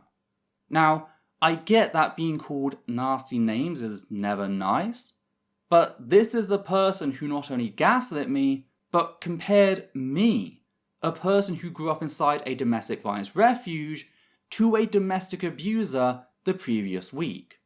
I treated Oates with far more kindness and compassion than she had ever shown me as a trans person, or indeed any trans person that didn't suck on her boot. So, to frame my name calling as threatening or stalking, is Oates wielding her privilege as a cis woman, specifically a white cis woman, to tap into transmisogyny and encourage others to enact violence against me via benevolent patriarchy? She offered them the excuse to abuse me under the pretense that they were protecting her from the evil tranny. The only advantage I had in the situation is that I am white, because if I wasn't, I can't even begin to imagine how much worse things would have been, or whether I would have even survived. But the fact that I did survive doesn't lessen her actions. Rachel Oates chose to weaponize transmisogyny to silence her critic because she genuinely believes that she has the privilege to dictate how trans people see, talk, and even think about her. That is the level of subservience that Rachel Oates demands of all trans people. This is evidence of Rachel Oates' cis supremacy, the belief that she has complete authority over trans people and that any resistance must be eradicated. Another thing that's important to point out here is the fact that Oates lost absolutely nothing in actually removing herself from the discussion. Meanwhile, I, a trans femme individual, risked everything in falling silent about Woodford and the harm he was doing to my community. Oates could fuck off and be happy in the knowledge that said conversation likely wouldn't hurt her personally. The same wasn't true for me. Yet Rachel Oates was demanding that I, a trans person, fall silent about my rights so that she could feel better about defending her bigoted friend. That is the very definition of entitlement. We also see further evidence of her transmisogyny in how she almost exclusively used male pronouns whilst presenting me as a threat, helping her masculinize me. Now, to be clear, I did allow male pronouns in 2019 under the misguided belief that giving people the option would make me appear less demanding or aggressive, hoping they'd be more accepting. However, as a non-binary person, you become pretty attuned to when someone is gendering you a certain way out of malice, and this is definitely one of those times. Yet this was just a suspicion, a feeling I couldn't exactly quantify or prove, or at least it was until the events of 2022. Because when I raised the issue back then, Oates responded by mocking the idea, stating that, quote, "It's ridiculous at this point. They take anything I do and twist it to ascribe malice. Back in 2019, for example, their bio said their pronouns were he, they, she, so I assumed he was preferred because it was listed first, and yet they're now telling everyone I used he in order to make them appear more threatening or something. It's bizarre as hell." End quote. Note the fact that Oates herself acknowledges that many non-binary people list their pronouns by order of preference. Just like the doxing, this is not something I or anyone else brought up. She brought it up on her own. There's just one problem. Rachel Oates is lying about the order of my pronouns. As in these two tweets from 2019, they were listed as they, she, he at the time, both on YouTube and on Patreon. So Rachel Oates admits to knowing that the order of pronouns often denotes preference, and yet Oates skipped right over they and she to instead use he whilst trying to paint me as a monster. This only gets worse once we acknowledge the fact that Rachel Oates never clarified this issue after I pointed it out in 2022, and that the comment is still up at the time I wrote this script, still misinforming her audience about my pronouns. I know she saw my post because she documented it in her EOT evidence summary, excusing her behaviour by stating, quote, "Again, not lying about anything, I just make a simple mistake misremembering, as I said earlier, it's really not some big malicious thing." End quote. First thing, it is not her fucking place to decide what is and is not important to a trans person regarding their pronouns. Her opinions on the matter as a cis person are worthless. This is the pinnacle of overreaching, and it's fucking disgusting. On top of that, Rachel Oates felt no need to delete her comment spreading misinformation, correct herself publicly, or give me an apology for incorrectly portraying something as important and fundamental to me as a trans person as my pronouns. Now, originally I had planned to use this and return to my foot standard discussed in the second video. Namely how, when you continue to do something after you've had it pointed out to you, such as misinform people about my pronouns, whether it was an accident to begin with becomes immaterial. At that point, your actions are morally indistinguishable from someone who initially did the deed deliberately. But I no longer have to do that. Because, and you won't fucking believe this, as I was writing this video, Rachel Oates went on to repeat said lie, leaving her absolutely no excuse. I was very clear about this the first time, a fact she acknowledged in her EOT evidence summary. So we know she knew just how harmful her actions were, but she chose to do it anyway. Which leaves the important question. Why did this self-declared trans ally choose to lie about a trans person's pronouns? Does that sound like the actions of a good ally to you? What's more is, Rachel Oates would update her EOT evidence summary to include a screenshot of me venting inside my own community server about just how violating it was to have a cis person lie about my pronouns. Rachel Oates was aware of just how harmful and dehumanizing her violence is, yet rather than take responsibility for her actions, she instead tried to destroy all the evidence I'd used throughout my videos. Rachel Oates has begun privating key videos that highlighted her anti-trans hypocrisy, whilst also abusing YouTube's copyright system to try and have our channel deleted. Thankfully, we know enough about copyright law at EssenceOfThought to have said claims removed and the mirrors restored. But the important thing is that she tried to do this to bury her history of lying, because it's lies all the way down. Rachel Oates lied about Woodford's history of dehumanizing trans people, she lied about me threatening self-harm, she lied about having left me alone for 3 months, she lied about me harassing her when she violated my block, she lied about what she said in the thread weaponizing self-harm, she lied about YouTube having the capacity to legally rule on anything, and she lied about my pronouns. That's why Rachel Oates was so desperate to stop me speaking in 2022. She knows what she is and that the evidence exonerates me and condemns her. That's why she wants to ban you from seeing said evidence. She's trying to limit the free flow of information to preserve the fairy tale she's been selling you for the past 4 years. And I do mean the last 4 years. Because as noted by several of her now former fans, Rachel Oates weaponized self-harm in the exact same way back in 2022, something she has gone on to repeat since I began this current series. This is not ancient history relegated to 2019. She is still doing this as a means to silence the trans critics. She still believes this to be an acceptable form of violence against trans people. She is still the same violent bigot she was back then. Nothing has changed. That just leaves the question, are you going to let Rachel Oates get away with said violence?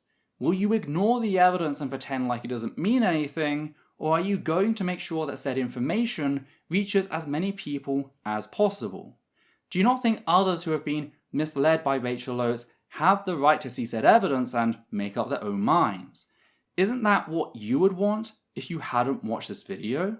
You have the chance to make a difference, to grow beyond Rachel Oates and build yourself something better. And that starts here. No comment is too minor, no voice insignificant. I know you can do it because I've seen others do it. Again, my editor is a former Rachel Oates fan who decided to look at the evidence for himself. Then there's the people I just showed you commenting on what happened in 2022, as well as numerous others such as Brina Rice who have reached out to me in the years since. You can escape Rachel Oates and help others do the same. All you have to do is keep talking about the evidence to make sure she can't hide the violence she forced upon me and the trans community. And it is important to note how Rachel Oates' actions have harmed the trans community at large. Starting with the obvious, we have the way in which she defended people who sought to use trans participation in sports to reinvigorate anti-trans violence. Because this wasn't the first time the far-right had attempted to normalise transmisia. I was there in 2015 when groups such as Campaign for Houston began asserting that allowing trans women into bathrooms would empower sexual predators.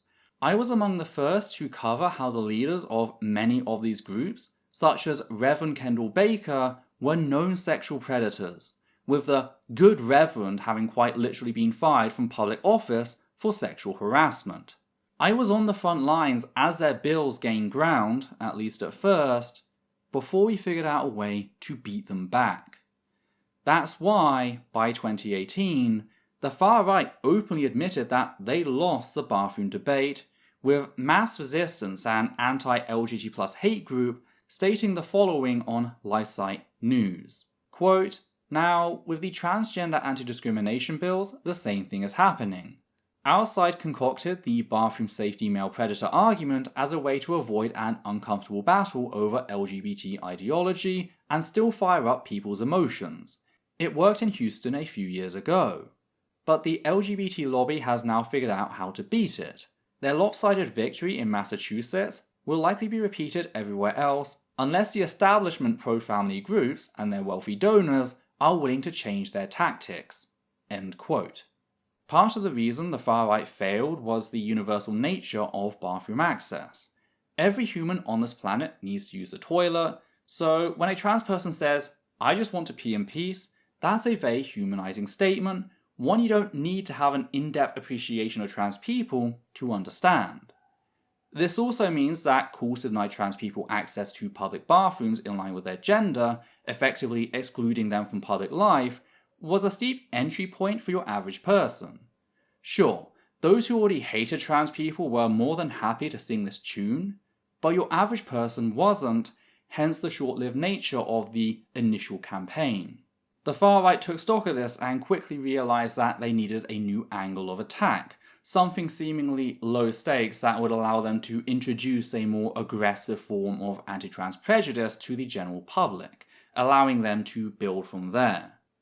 That's why they settled on targeting professional sports. Not only is professional sports something most people don't engage with beyond the realm of a spectator, but most people aren't aware of just how many human rights are tethered to participation in professional sports and are thus violated when you exclude any specific group. That's an ignorance the far-right preyed upon. They knew that if they could convince the general public that, and I'm convinced that unless quickly rectified, this will kill women's sport. And that, I don't want to see the day when women's athletics is dominated by Y chromosomes, but without a change in policy, that is precisely what's going to happen. they could convince said public to strip trans women of fundamental human rights, setting a dangerous precedent. Because all of a sudden, stripping trans people of their rights relating to other areas of social life doesn't seem as extreme as it previously did. Because the far right had effectively eased the public into doing something it had previously rejected. Part of this was the way in which the narrative surrounding trans participation in professional sports primed the public to see trans people in a certain light. The far right realised that people tend to forget specifics over time to instead remember the general rule or sentiment. Therefore, it doesn't really matter which topic they present trans women as a threat on, so long as they present trans women as a threat and the removal of their rights as a solution. That central narrative then trickles into the water table of social consciousness, becoming a deep-set prejudice, where it lays, dormant in people's minds, allowing future hate campaigns to tap into said prejudice to bolster their efforts. Because when you strip back trans women are a threat to women's sports, you get trans women are a threat to women, and eventually trans people are a threat. That's all people remember as the far-right moved onto other areas, that is what allowed them to push things to the point that the mere existence of gender nonconformity is perceived as a threat on par with child abuse. It was never about fairness in sports, it was about using sports as a gateway to hate, a fact that Noel Plum, Woodford's replacement for Joe Rogan in his corrected video, would later admit. Plum would publicly declare that the allowance of trans women into women's sports destroyed all meaning behind the category, so what it means to be a woman, by violating some arbitrary notion of like feel like. How very young earth creationist of him. Yet it's the pretense otherwise that allowed attacks on trans women in professional sport to quickly morph into attacks on trans girls in school PE, with governments issuing bills that mandated children be subject to sexual assault via genital inspection at the demand of parents and coaches. This then allowed the far right to once again reposition itself as just asking why there are trans youth in schools to begin with, leading to the assault on trans youth healthcare and the proliferation of the groomer narrative and anti-Semitic blood libel, which in turn led to the seizing of trans youth from their parents. Some states even went so far as to use the fear surrounding trans youth as justification to ban all trans healthcare, regardless of age. The vast majority of what the trans community is suffering through today, especially in US states such as Texas and Florida, stems from the success the far right had with demonizing trans women in sports after their admitted failure in doing the same regarding bathrooms. And I am not alone in noticing this escalation of narratives, the patterns that have emerged as time marched on. What we have to acknowledge is how quickly this has escalated. In 2016, in the wake of marriage equality, we saw the first aggressive contemporary backlash against trans people in the form of the wave of anti-trans bathroom bills, and that rhetoric escalated to attacks on trans participation in sports, attacks on trans youth in schools, using the restroom, participating on sports teams, and how quickly have we gone from that rhetoric, which was understood to be false, including by proponents of it, to this current climate in which we are criminalizing trans adults going to the bathroom, where we are banning evidence-based medical care that is supported by every major medical association, where we are criminalizing gender expression and drag performance. And now we hear the rhetoric behind all of this, which at its core has always been about pushing trans people out of public life and eradicating transness. We see it so clearly, and if we look over the course of 7 years, this arc brings us to this moment where we are absolutely in crisis. This wasn't unforeseen, by the way. I warned of this in my very first response to Woodford back when I gave him the benefit of the doubt in assuming he just messed up in a way that was incredibly dangerous to trans people. I expect you to make your errors clearly known to all who subscribe to your channel. You failed to carry out due diligence in regards to the science. You made a number of schoolboy errors, and as a result, many of the transphobic elements of your audience are going to feel emboldened. They're going to ramp up the abuse on people like me because of your failure. This was entirely foreseeable. Woodford and his supporters, Oates included, were warned about this. They just decided that their brands were more important than the safety of the entire trans community. With that said, I need to be absolutely clear. I am not under the illusion that Oates and Woodford are solely or even largely responsible for said atrocities. I am merely highlighting the fact that they share in said responsibility for legitimizing those anti-trans narratives as scientific and those promoting them as deserving of respect. That is why every bill passed, every victory won by the far right in its crusade to exterminate trans people, has Rachel Oates' fingerprints all over it, along with those of everyone who supported her and Woodford. This is violence Rachel Oates has never apologised for being complicit in, let alone been held to account for. But it goes deeper than simply defending these narratives and the people normalising them. There's also the way in which Rachel Oates saw to it that trans voices on the matter were silenced. Everybody saw the incredible violence Rachel Oates targeted at me in September of 2019. The way she weaponized both Transmisogyny and DARVO to silence her largest trans critic. Indeed, any time a trans person tried to continue the discussion regarding transmisia in the Psyche community, my name was dredged up and displayed like a head on a spike. Oates and her supporters turned me into an example, a threat to any other trans person who even thought of questioning their bigoted behaviour. The knock-on effect of which is that transmisia in the Psyche community began to proliferate unchecked.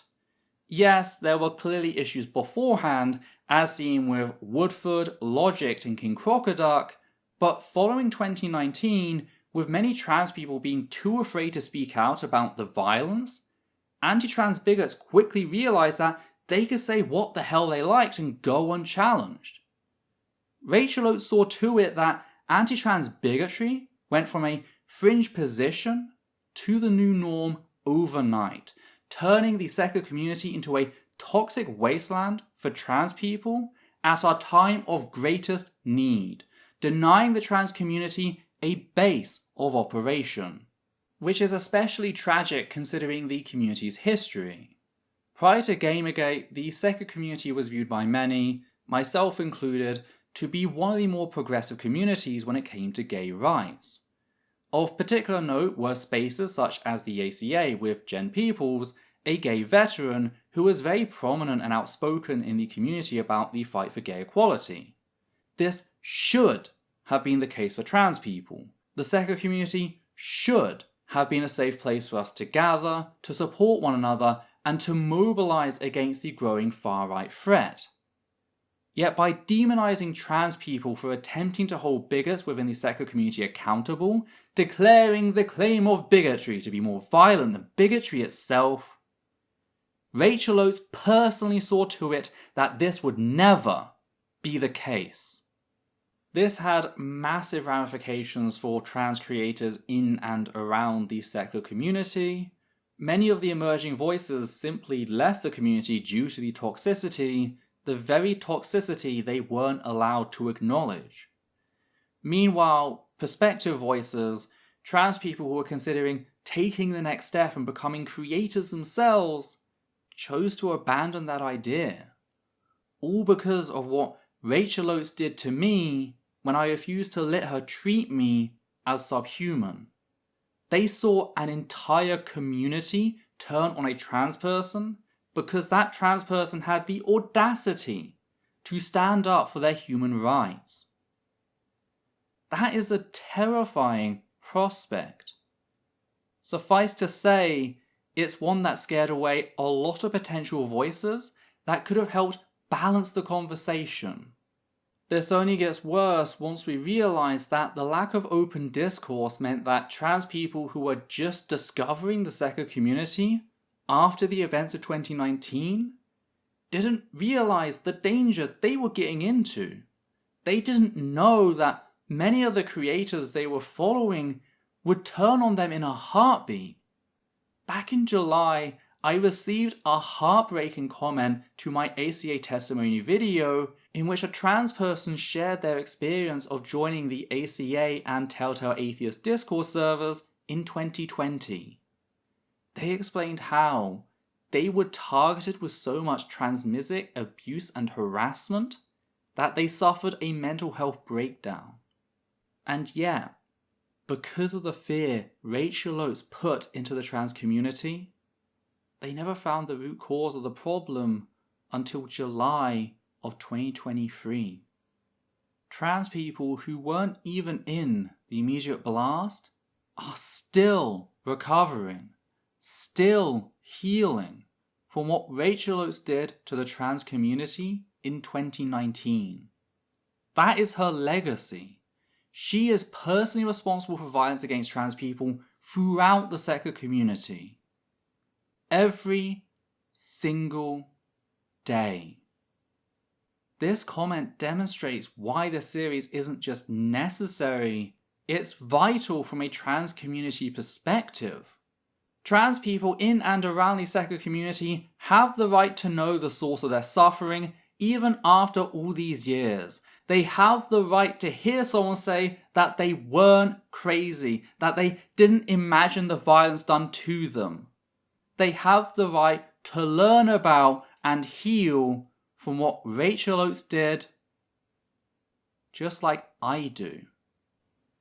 That's why, after 4 years, I can finally have my say in what Rachel Oates did to me in 2019, no bars held. Starting with the tidal wave of abuse Oates directed at me when she called upon her subscribers to hold me accountable for criticizing her behavior. Again, there are many examples of her supporters abusing me before this point. See the Noel Plum and Sarah Mitchell post for an idea of what said abuse was like. But following Oates' weaponization of self-harm, things increased by an order of magnitude. I had hundreds upon hundreds of people coming at me with abusive comments. I manually blocked more than 500 accounts in the span of several hours. That's more than 2 a minute before becoming overwhelmed and locking down our Twitter. Yet the abuse didn't stop.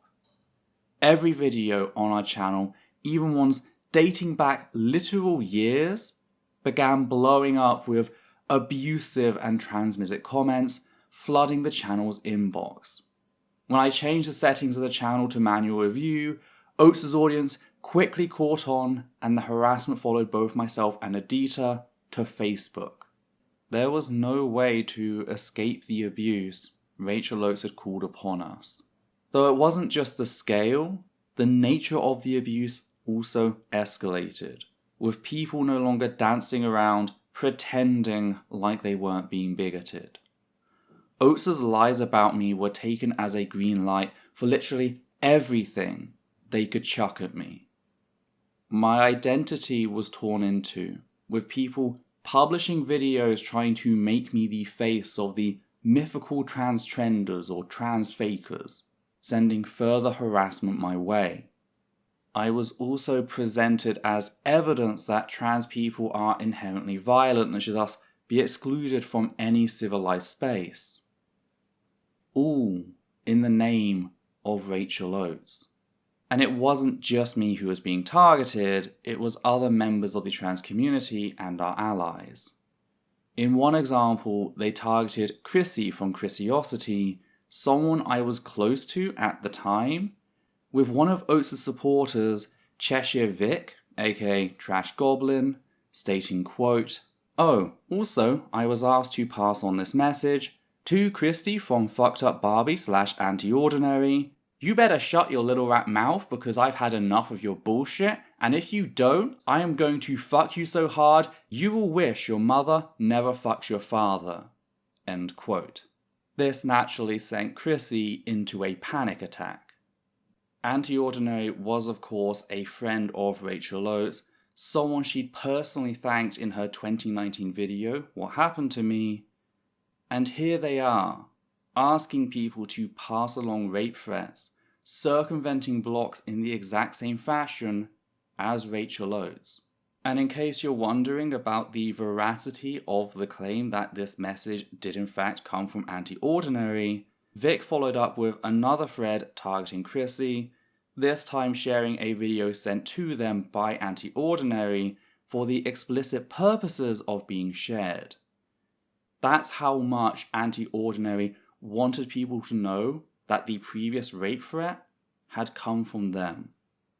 So, how did Rachel Oates respond, keeping in mind that I did bring this up in my Reclaim My Voice video? Well, she was absolutely fine with it, not even removing the link promoting Anti-Ordinary from her What Happened to Me video, which would have been the bare minimum in distancing herself from this. Rachel Oates supports rape threats so long as they're used against people associated with me, which is interesting considering her apparent stance on guilt by association. And by interesting, I of course mean it underscores the hypocrisy seen throughout this ordeal. How, just like the blacklisting and the lack of civility in general, Oates and her friends are completely okay with these things, so long as they are directed at trans people and their allies. A behaviour we've continued to see in how Oates has weaponised the UK's draconian defamation laws in an attempt to silence free speech, in spite of her history of defending hate speech as well as her copying of trans people's content without transformative edits. Though returning to the violence, this is not something that has stopped. Members of Rachel Oates' audience have sexually harassed me in response to the creation of this very series, likely because Rachel Oates taught them in 2019 that such actions are acceptable and even noble so long as they are targeted at trans people. She is dubbed evil. Her acceptance of sexual violence in the past among her friends has emboldened sexual predators within her own audience.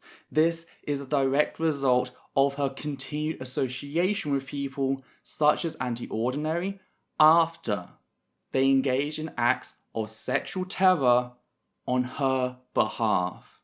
Yet it wasn't just sexual violence. Rachel Oates' audience sent both myself and Adita death threats and threats of physical violence. Now, some of these were clearly cis men taking the opportunity to signal their toxic masculinity without the intent of following through, because it was mostly cis men targeting us. Yet a few of these threats seemed credible. Hell, some people even felt confident enough to do so publicly, as seen in this post in which someone publicly encourages people to track me down and beat the shit out of me. A threat that takes on additional baggage when we remember that Rachel Oates doxed a member of a trans-focused mental health support group who was fleeing her friend's violence. This is not out of the question for Oates and her fan base. There is an established means here. Though that wasn't even the worst part, that would be the danger posed by the police. First, a little context. Whilst India does have police academies, they're incredibly sloppy and there's no real centralised dissemination of information like in the UK and the US. This means that, on top of the usual issues with policing, Indian police suffer from what can be described as a frontier approach to justice, in which, even in Delhi, each police station and the area it's assigned to operate more like a Western-style town with a sheriff, at least until the matter reaches a court. To give you an example of what I mean, last year a woman living in the apartment across from us started to beat her dog. This led me to get into a series of prolonged yelling matches with her each and every time I caught her doing so, leading someone to call the police. Now, Adita, being a lawyer, looked up the exact laws on animal protection and showed them to the officers, letting them know that they're legally required to act in the interest of the animal's well-being. And they just ignored her. They claimed that the law only applied to animal cruelty against someone else's dog or a stray dog. It did not matter that Adita could show them the exact law. A person beating their own dog didn't fall within the officer's personal idea of an actionable offence, so the dog was abandoned. This is when Adita reached out to animal rights groups, and that's all I'll say on the matter. Point is, Indian police act on this very personal idea of justice, which is incredibly dangerous, especially if you are queer or a woman. We've previously touched on the 2008 case surrounding Christy Gianthi Millar and Rukmani, aged 38 and 40 respectively, a same-gender couple who, after years of police violence instigated by their families in an attempt to keep them apart, became so desperate that they set themselves on fire, embracing one another as they burnt to death. All because, when faced with the prospect of police violence, they saw no other way out. We also have the legal response to the 2012 Delhi gang rape and murder case, in which the victim, Jyoti Singh, was blamed by defense lawyers and police on account of being out at night. This provoked a series of protests over how the case was mishandled, leading to a review that concluded that failures on part of the government and police were the root cause of crimes against women in India. Sadly, whilst the government introduced new laws and departments intended to tackle the issue, this reform failed, as many of you probably expected. This is actually why Aditya went on to become a human rights lawyer to fight on behalf of women throughout India, and has even been credited in government-tier reports on issues such as child marriage. Sadly, police-enabled violence in India seems rife as ever. Back in July of this year, video emerged of 2 tribal women being paraded down a street in Manipur by a mob of men who repeatedly assaulted them. When one of the victims was later found and interviewed about what happened, it turned out that there were 5 of them originally.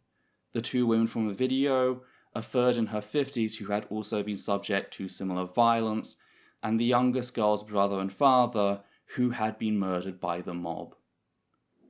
When asked why the police didn't intervene, the woman simply replied that they'd been, quote, left to the mob by the police, end quote. Now, of course, there's a lot more to these cases regarding caste, religion, and ethnicity, but the general takeaway is that the police here are just as dangerous as those in the US and the UK, if not more so. This meant that, when Rachel Oates decided to lie about me and claim I'd been stalking her, there was a very real chance of the UK police being informed, either by her or by someone else, only to then reach out to the Indian police to collect a statement. And it's in that possibility that Rachel Oates chose to gamble with my life. Because whilst it's possible that the person on our end might be someone who doesn't particularly care about LGBT+ issues or the fact that I am a foreigner married to an Indian woman, it was also possible that they might be a fascist who personally believes queer people are a foreign disease designed to steal perfectly good wives from honourable Indian men. It was very possible that this, coupled with the fact that British police were requesting them to act, could have prompted Indian police to physically and even sexually assault me, or to put me in a situation in which I was likely to be physically or sexually assaulted. Furthermore, if they did this and I attempted to report said violence, I'd risk them reaching out to immigration to get my visa revoked, potentially separating me from Aditya. That's why, after cutting off anyone at British police, Aditya, fully aware of what could happen if things escalated, marched down to the local police station to let them know that there's a lawyer in this house and that if they hurt me, she would see to it that their lives became very difficult. I actually remember standing up to go with her, still in shock of what was happening, only for her to order me to sit down, telling me that it was not safe for me to go there until she had dealt with the police first. Again, we'd literally just moved to the area the week before and didn't know anyone in the area who could vouch for us. Thankfully, she's done that now and we've been here for a few years, meaning the likelihood of that happening is practically none, but that wasn't the case in 2019. This is a fact I've been forced to sit on for the past 4 years, feeling that if I ever opened up about the danger Rachel Oates chose to put me in without first clearing my name, that me doing so would be taken as evidence that I'm a selfish monster. All because we fancied Oates' likelihood of surviving a potential house check by British police as a white cis woman a hell of a lot more than mine as a queer foreigner living in India. So I was made to suffer, in silence, forced to act like we did what we did for Oates' benefit, all because nobody cared about the possibility of me being murdered or worse. In fact, many of her fans wanted that, going so far as to tell us such. In one instance, an Oates supporter by the name of Adeline Jane published a video in 2019 detailing such a plan. I know the section is rather long, but it's important to show the mindset Rachel Oates' fanbase has. Essence of Thought, you are scum. And if you continue to use my country's freedom of speech to harass people, I will make sure your country comes after you. Because that's right, I know that your country doesn't have the same level of freedom of speech as mine. And I'm sick of people just going, oh, I have freedom of speech, and then saying whatever the fuck they want and then not taking accountability for their actions. So, because I know that you are from India,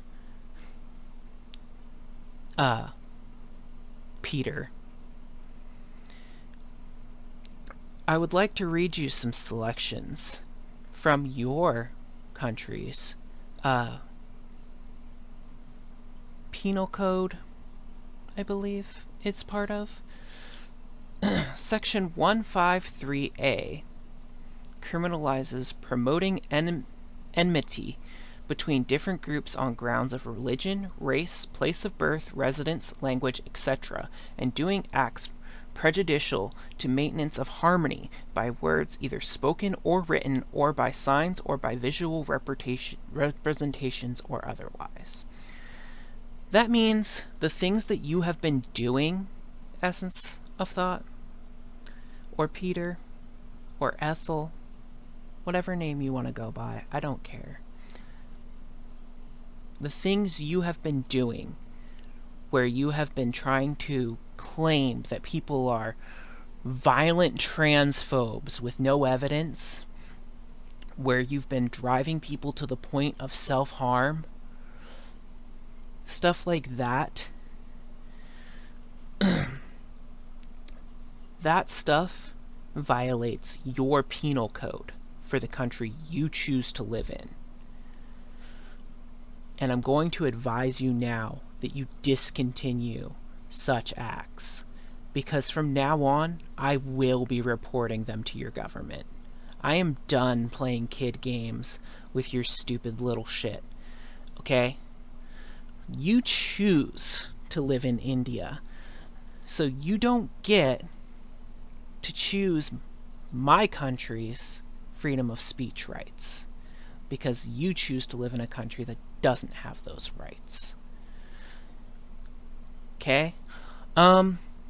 Another thing, deliberate and malicious acts intended to outrage religious feelings of any class, or the deliberate intention of wounding the religious feelings of another person. Stuff like that. That's all stuff that's in your country's laws. So, I'm gonna tell you now. These are things that I'm going to be speaking to your country about from now on, when you decide to harass somebody to the point that they want to mutilate themselves, when you want to try and whip people up into a religious fervor over comments that don't even exist, when you try and ostracize people from the atheist community because they don't meet your requirements of how outraged they should be, guess what? I'm now at your level of outrage over you, because you have caused so much shit. I'm done. There is just so much bullshit here, starting with how they lack any and all reading comprehension. Section 153A of the Indian Penal Code is effectively anti-hate speech law, hence the listing of various protected groups, religion, race, place of birth, residence, language, etc. Bigotry is not a protected characteristic, meaning this law has no relevance to my criticism of Rachel Oates, which explains why my wife, an Indian lawyer, laughed when she first heard this bullshit. Then we have the lying about what I and other trans people had done by this point, namely the assertion that we hadn't provided evidence of Woodford dehumanizing trans people, dating back literal years, or shown how we continue to promote pseudoscience to justify stripping trans women of 6 fundamental human rights.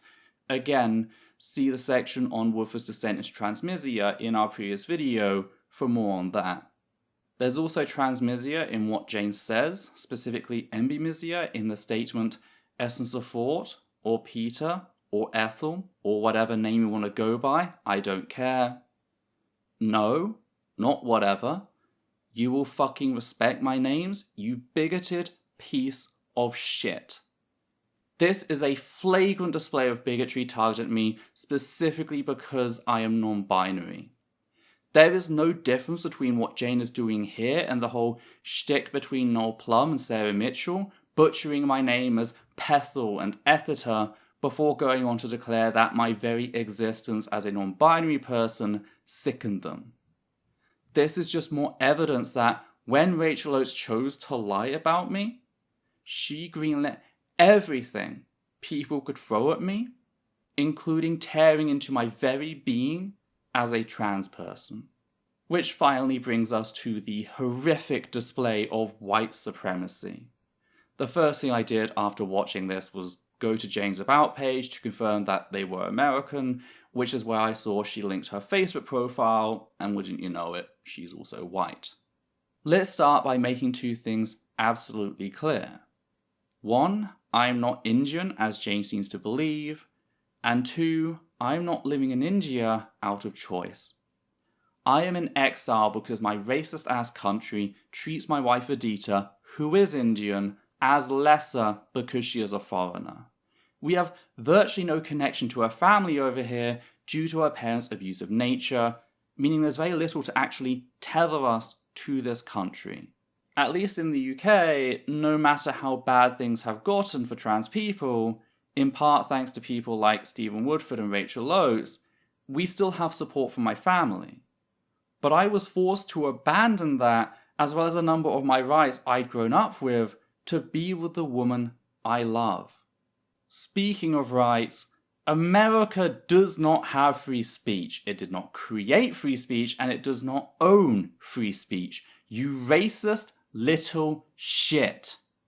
You thought I was Indian, that I belonged to a country of less human rights, and your first instinct was to use that to threaten me with legal violence, framing it as my choice and thus my fault for not living in the nightmarish oligarchy that is the US. This is like telling a gay Muslim from the Middle East, well, if Islam is so great, you won't mind me reporting you then. Like, that doesn't show anything about them. All it does is show your white supremacy, your burning desire to hurt non-white people, or people you think are non-white. Oates just provided the excuse you felt you needed.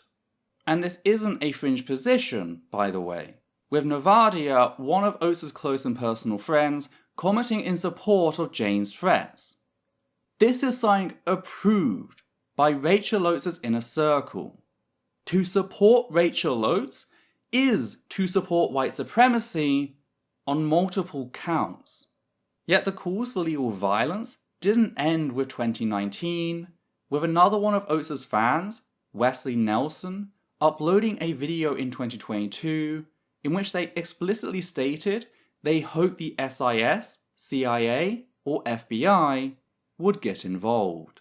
Hopefully the Secret Intelligence Service and the Central Bureau of Investigation, or possibly the FBI, looks into this because their obsessive behavior is alarming, disgusting, and it goes beyond social media drama. Ah yes, the completely normal reaction of setting the feds on a trans person for the crime of criticizing a white cis woman / self-declared trans ally. Yeah, they're dead serious about this. That's how Rachel Oates' audience sees my criticism of her as something that warrants extreme violence, to the point that they don't even bat an eyelid when calling for it. That's how normalized this is. That's the environment Rachel Oates has cultivated. This is why I fucking hate it when people refer to this as drama or kerfuffle. This wasn't some disagreement turned nasty. Rachel Oates chose to put me in a position where I could have been murdered or even worse. All because she couldn't handle criticism of her allyship by a trans person. Taking a break to look at something not quite as traumatic and a little more tangible, we have the financial cost of Rachel Oates' lies about me. The immediate one being how Patreon dropped from $817 in August of 2019 to $563 by January of 2020. That's a 31% drop, almost a third of my income on Patreon just taken away by Oates' lies. At the same time, the psychological harm Rachel Oates did to me caused a drop in my production rate. From November of 2019 to March of 2023, that's 40 months, I produced a total of 77 videos, so under 2 a month. For comparison, during the first 8 years of my channel, I produced more than 600 videos, just shy of 75 a year, so more than 6 a month. That's a massive drop-off to produce in 3.5 years what I used to produce every single year. Suffice to say, this not only impacted my raw ad revenue, but also stagnated the growth of my channel as I was unable to keep to a regular publishing schedule, harming my position in the algorithm. I have been fighting a losing battle the past 4 years to try and get things back on track, and only started succeeding in March of 2023, a fact we'll return to in the next section. Though, returning to September of 2019, this all happened just as we moved to a new apartment after getting married in July. The place we used to live in, Chatterpur, was an unregulated settlement, apartments people had built without planning permission, meaning there was no infrastructure. We quite literally had a dirt road without drainage, which would flood during monsoon season, becoming a river. Add to that the fact that there was no sewer system, meaning we were reliant on septic pits, many of them not properly buried, and you can probably understand why we wanted to get out of there. I also didn't feel comfortable going out alone, leading to periods in which I wouldn't set foot on ground for entire weeks at the time. Where we've moved to is a much nicer area, but it also cost us around 3 times what we'd been paying previously. The only reason we could afford the move was because Aditya was getting back into work, and I'd grown my channel substantially during my coverage of the No Outsider School program, giving us a sense of financial security. That's also why we felt comfortable borrowing money from friends to help with the move itself, feeling secure in that we could pay them back. Oates DARVO'd me the very week we moved in, putting us in a position where we could no longer pay back our loans as expected. Thankfully, we'd only borrowed money from friends and not a bank, but it was constant stress as our money kept going down each and every month, meaning we'd had to ask for more and more extensions. This also meant that when my medical insurance ran out in September of 2019, we were unable to renew it. I would continue to be unable to renew it until December of 2020. I wasn't able to medically insure myself for the first year of the COVID pandemic. If I'd caught the virus and had a serious reaction, meaning I was put on a ventilator, we would have ended up with thousands, if not tens of thousands of pounds in medical debt. All because Rachel Oates couldn't handle criticism. Yet this wasn't the only way Rachel Oates' DARVO and weaponizing of self-harm meant I couldn't seek medical support. Because even after making the decision to begin HRT towards the end of 2019, I haven't been able to afford the consultations, let alone the actual HRT. I've had to put my personal transition on hold because of how Rachel Oates' lies about me harmed our finances. Can we just stop to appreciate the twisted irony of that? Rachel Oates' lies about a trans person criticizing her self-declared allyship put their transition on hold for 4 years. As for why I didn't ask for help, we'll get more into that in the next section, but put simply, I didn't feel like I deserve help, not from my community or even friends and family. Yes, we raised money to fight Graham Linehan when he threatened me using the same draconian defamation laws as Rachel Oates and J.K. Rowling, but that was to do something for the community, not myself. When a court rules that it's fair use to label a bigot, that protects everyone's right to declare them such. That's why the money is still there. The anti-slap money was donated to tackle defamation claims filed by anti-trans bigots, and that's what it will go to. Either that or a trans charity if the current climate passes and it hasn't yet been used. That's why I reminded people that I had the money when J.K. Rowling offered to pay Kelly J. Key Minshaw's legal fees, even noting that whilst we'll probably use the money to remove Oates' defamation claims once back in the UK, if push came to shove, the needs of the community superseded that. Because it's not my money, it is our money, as a community. I'm just the person who was entrusted with it, and I hope I've lived up to that trust all these years in not touching said money, in spite of our financial struggles. Which just leaves us the final section, the psychological harm Rachel Oates' DARVO caused both myself and Adita. This section was hell to write for what are hopefully obvious reasons. I'm gonna try my best to stay on point, but it's just one of those things that it's so fragmented and there's so much to cover. Just finding a place to start is an ordeal in and of itself. Maybe some context would help set the scene. I had a series of mental health breakdowns in 2011 after I regained repressed emotions surrounding my childhood. Not only were my mum, my brother and I forced to seek shelter in a domestic violence refuge, but whilst there, someone pinned my brother down and had 6-year-old me sexually assault him under the pretense that we were playing a game. Sadly, my autistic brain has very good long-term memory, even of my childhood. So regaining the emotions surrounding said memories, it fucked me up. I just started college and was doing really well. I was open about my sexuality from day one and made clear that I wouldn't be taking any bullshit. I joined my first LGBT+ group, and I had a great circle of friends, only for life to take me out in a single swing. I ended up going in and out of therapy over the next 6 years, during which I opened up about what had happened to me on YouTube, becoming a self-advocate. I slowly pulled my life back together so that, by the time I moved to India to be with Adita in 2017, apart from the occasional trigger, it wasn't a thing that stopped my day-to-day functioning. It was manageable.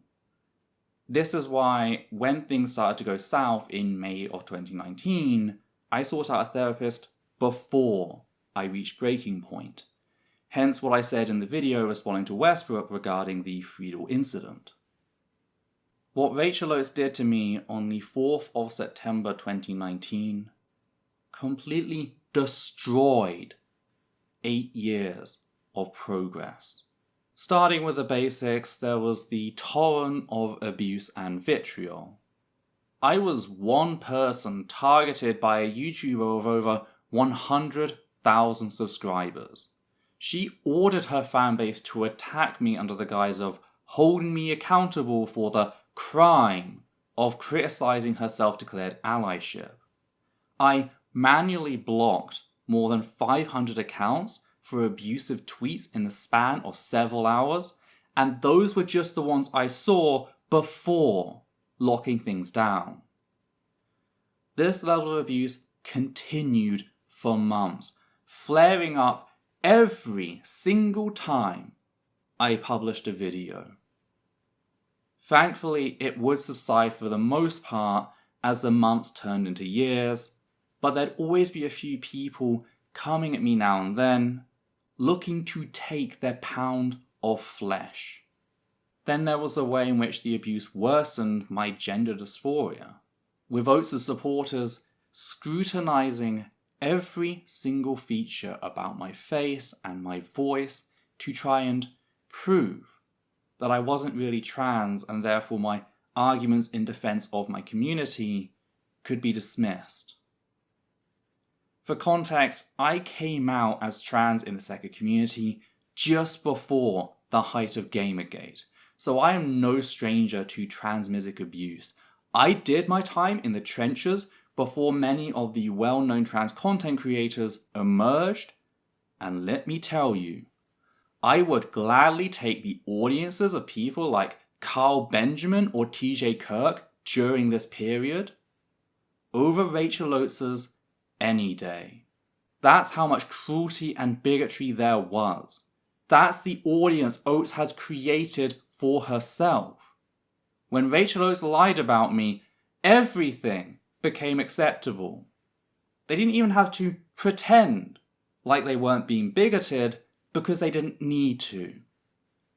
Nobody was going to call them out after seeing what Oates had done to me that day.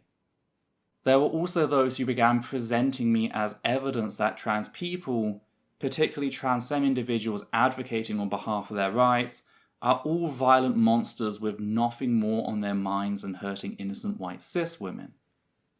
Oates became very popular on the gender-critical subreddit at this time, with them singing her praise and standing up to violent TRAs, trans rights activists. Do you know what it is like to be a marginalized person that is held up as an example of why it's acceptable to eradicate your community? That it's not just target you on site, but target all trans people on site. Because that is exactly the narrative Rachel Oates chose to feed when she decided to tap into transmisogyny in order to paint her victim as a threat for criticizing her long and sordid history of terrible behavior. And she did so with full support from people such as Jimmy Snow, Shannon Q, Surus, and many more. People who are more than willing to help her sell this mythology, this lie. That's why I stopped responding to religious content, at least initially. Because every time I searched the word atheist and atheism on YouTube, which is how I found the content I responded to at the time, believing that if a religious apologist tagged their video with said terms, that signaled that they wanted to have a discussion, all I saw were the faces of the people responsible for my abuse. All I saw were the faces of the people who had spent months telling me that if they saw anti-trans bigotry, they'd step in and step up, but never did. It was traumatic to see just how quickly they moved on, Oates included, acting as if the way Woodford had targeted the trans community had absolutely no impact on the current anti-trans climate. Over time, I came to realize that transmisia was a much more important issue than secularism, and that the long-held superiority of secularists when it came to supporting members of the LGBT+ community was a complete sham. Yet it gets worse, because not only was I the victim of abuse and death threats, but Rachel Oates was paid for instigating said abuse and death threats. When she lied about me and asserted that I'd been stalking her by having her blocked, her friend set up a GoFundMe, raising over $3,000. I watched as people from all over the world gave Rachel Oates money, thanking her for silencing me and discussion regarding transmisia in the second community. It's one thing to be made subject to violence. It's an entirely different level to see someone being paid for instigating that violence. To see people so happy at the sight of your pain, your suffering, that they tip the person responsible for drawing first blood. Because that's what this was. Blood money. A commission for a social hit. Every time Rachel Oates fed herself on that money, it was like she'd carved out a piece of me and gorged herself on my flesh. Every time she used it to pay rent, it was like she'd ripped out my bones to build herself a shelter. Every time she went out partying with far-right anti-trans bigots to thank them for their support in taking me down, it was like she was dancing on ground stained with my blood. Rachel Oates profiteered off of instigating violence against a trans person, criticizing her self-declared allyship, and I will never forget that. Though it wasn't just me suffering from the abuse, it was also Adita. The harassment completely warped her perception of me to the point that every time she looked at me, all Adita saw was the violence and terror Rachel Oates had instilled in her. I became a reminder of all of that trauma. Keep in mind that just before this had happened, Adita had been so happy with the way life was going, feeling like she was just coming out of a really dark period in her life. Adita's parents abused her, which is why she was very happy when she escaped them in 2014. Yet she was forced to go back to them in 2016 after earning her master's degree, whilst I was still finishing my bachelor's. Things got so bad that the psychological trauma quite literally burnt away her sense of smell. It destroyed one of her senses. This meant that when we could finally be together again in 2017, Adita needed to take a break to heal before pursuing her career. She picked up volunteering for feminism in India in 2018 and earned her first job with a humanitarian legal firm in June of 2019. She had a new job, a new apartment, and she just got married. Only for all of that to be completely eclipsed by what Rachel Oates did to me in September. Rachel Oates destroyed her joy in that moment by lying, and there was nothing Adita could do to bring it back. Adita began to resent me because of what Oates did to me, which in turn caused me to resent her, feeling like I was being punished as the victim. Things between us got so bad that, by January of 2021, I reached out to my mum asking if I could come back and live with her if our marriage fell through, which I felt it would. I'd moved halfway across the world to be with the woman I loved, and Rachel Oates almost destroyed that because she couldn't handle criticism. I say almost because thankfully we both continued to receive therapy, we talked about these perceptions, these fears, and we worked together to fix things. It was slow at first, but picked up momentum with time. We are in the strongest position we've been in as a couple in a long time. That's why when she got some money at the end of last year, after putting some aside for HRT, we decided to take our first proper holiday, visiting Goa, meeting up with family who were visiting. And we had an incredible time.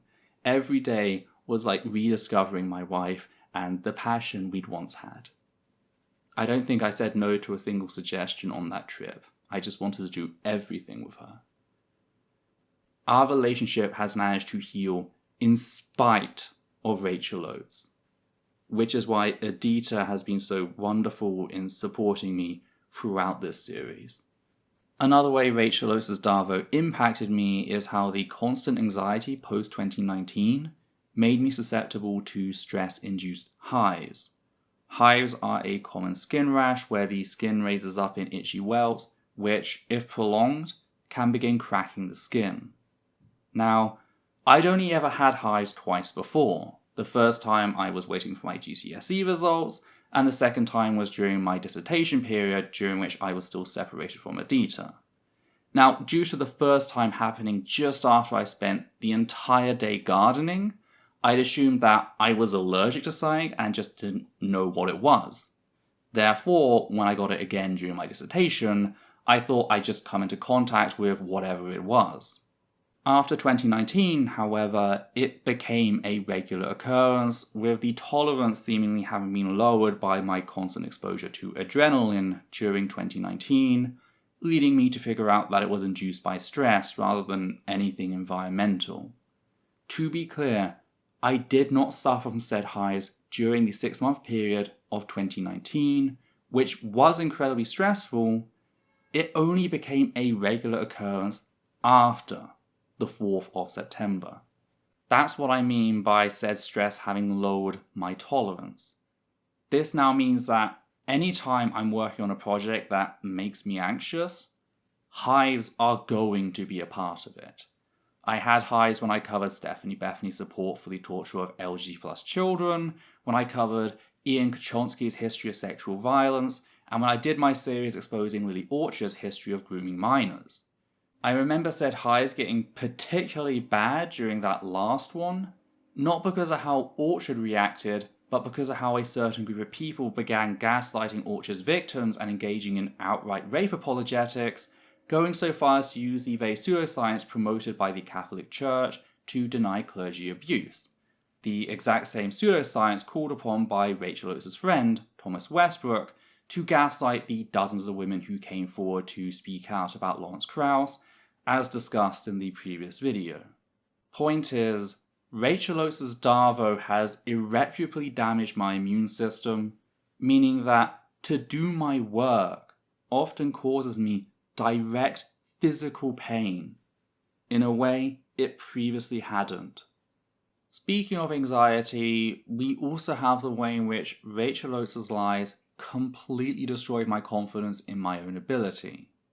I said one ambiguous thing during the entire 6 months of 2019, and it cost me so much. That's a big part of the reason why, after myself and Levi started working together on our series about Lily Orchard, I began asking him to check my other scripts. I was afraid that I'd say something ambiguous and that people would exploit it in the same way Rachel Oates had. With time, this led him to offer to be my editor, which I accepted and I'm incredibly thankful for. He has helped me improve my writing tenfold, yet that fear remained, paralyzingly so at times. I couldn't say what I wanted because I was terrified of being misconstrued. This meant everything, even the most minor statement, had to be checked and rechecked just to try and avoid that. That fear never went away, at least not until I was put on medications towards the start of 2023, which we'll get to later. But my anxiety regarding my work is a big part of why my production rate plummeted. I felt the need to put all of these systems in place for every single video.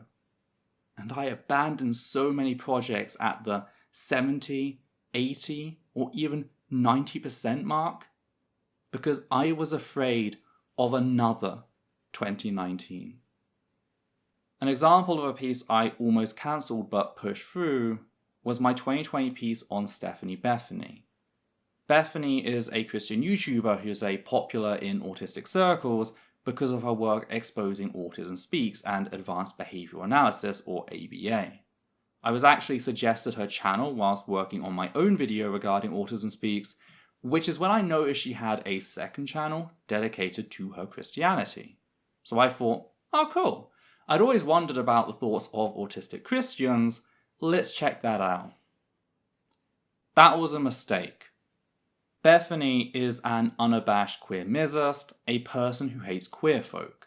Like, she straight up compared gay people to animal rapists and encouraged churches to lure us in with the explicit intent of fixing us, that is to say, torture us into being allo-cis het. Keep in mind that the methods used in ABA, which Bethany herself rightfully labelled as torture, were ripped directly from reparative therapy. That is, the pseudoscientific methods promoted as a way to turn queer folk allo-cis het. I was judging Bethany by her own standards when she made statements like these.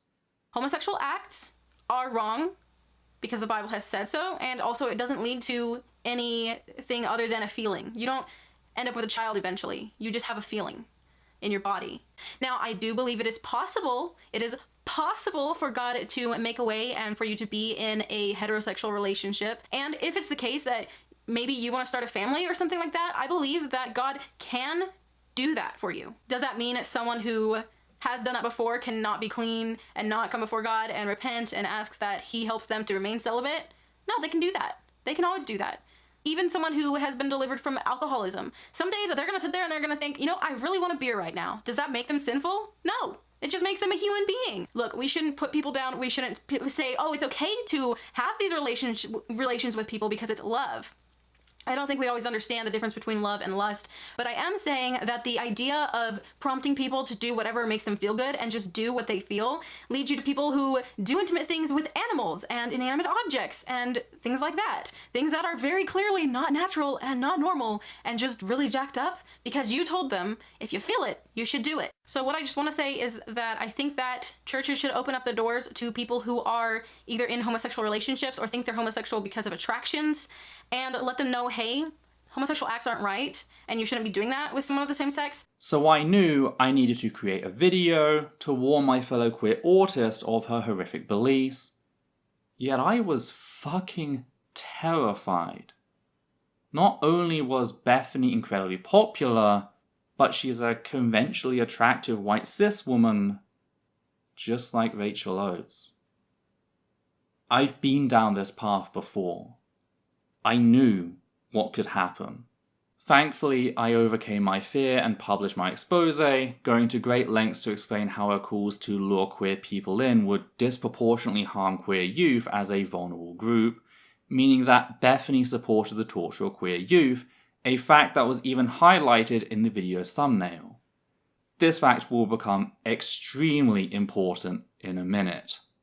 Now, Bethany never pulled a Rachel on me, but someone else tried to do so on her behalf. That person was Tara Vance, founder of Neuroclastic. You see, Vance had used the official Neuroclastic Twitter account to try and force me to self-censor our expose on Bethany, leading me to discover that Bethany was one of their contributors. I pushed back, pointed out what they were supporting, and Neuroclastic changed tact. They told me that I was completely correct in my analysis, including regarding Bethany's calls to torture queer youth, a fact that, again, was in the thumbnail. Yet, when pressed to do something, Neuroclastic refused, so I published a video documenting our interactions. This resulted in Tara Vance threatening us with a slap suit, that is a strategic lawsuit against public participation, which we ignored at the time. I would later return to the issue in 2022, after someone sent me a video in which Bethany lied to her viewers about what she said, and it was during that video that I mentioned Neuroclastic and their threats on Bethany's behalf. Of course, people wanted more, so I followed up with a standalone piece on Neuroclastic legal threat. In that video, I pointed out how Neuroclastic had continued to work with Bethany after the board had agreed that Bethany supported the torture of queer youth. This is where one of Oates' fans publicly reached out to Vance, lying about what happened in 2019. Just over 2 months later, so June of 2022, Vance published a thread in which they blamed me for the suicide of someone I'd never met or even talked to, arguing that because they chose to defend a violent bigot from my criticism, that they couldn't be there for their friend, leading said friend to take their own life, making it my fault in criticising Bethany's support for child torture. That is their argument.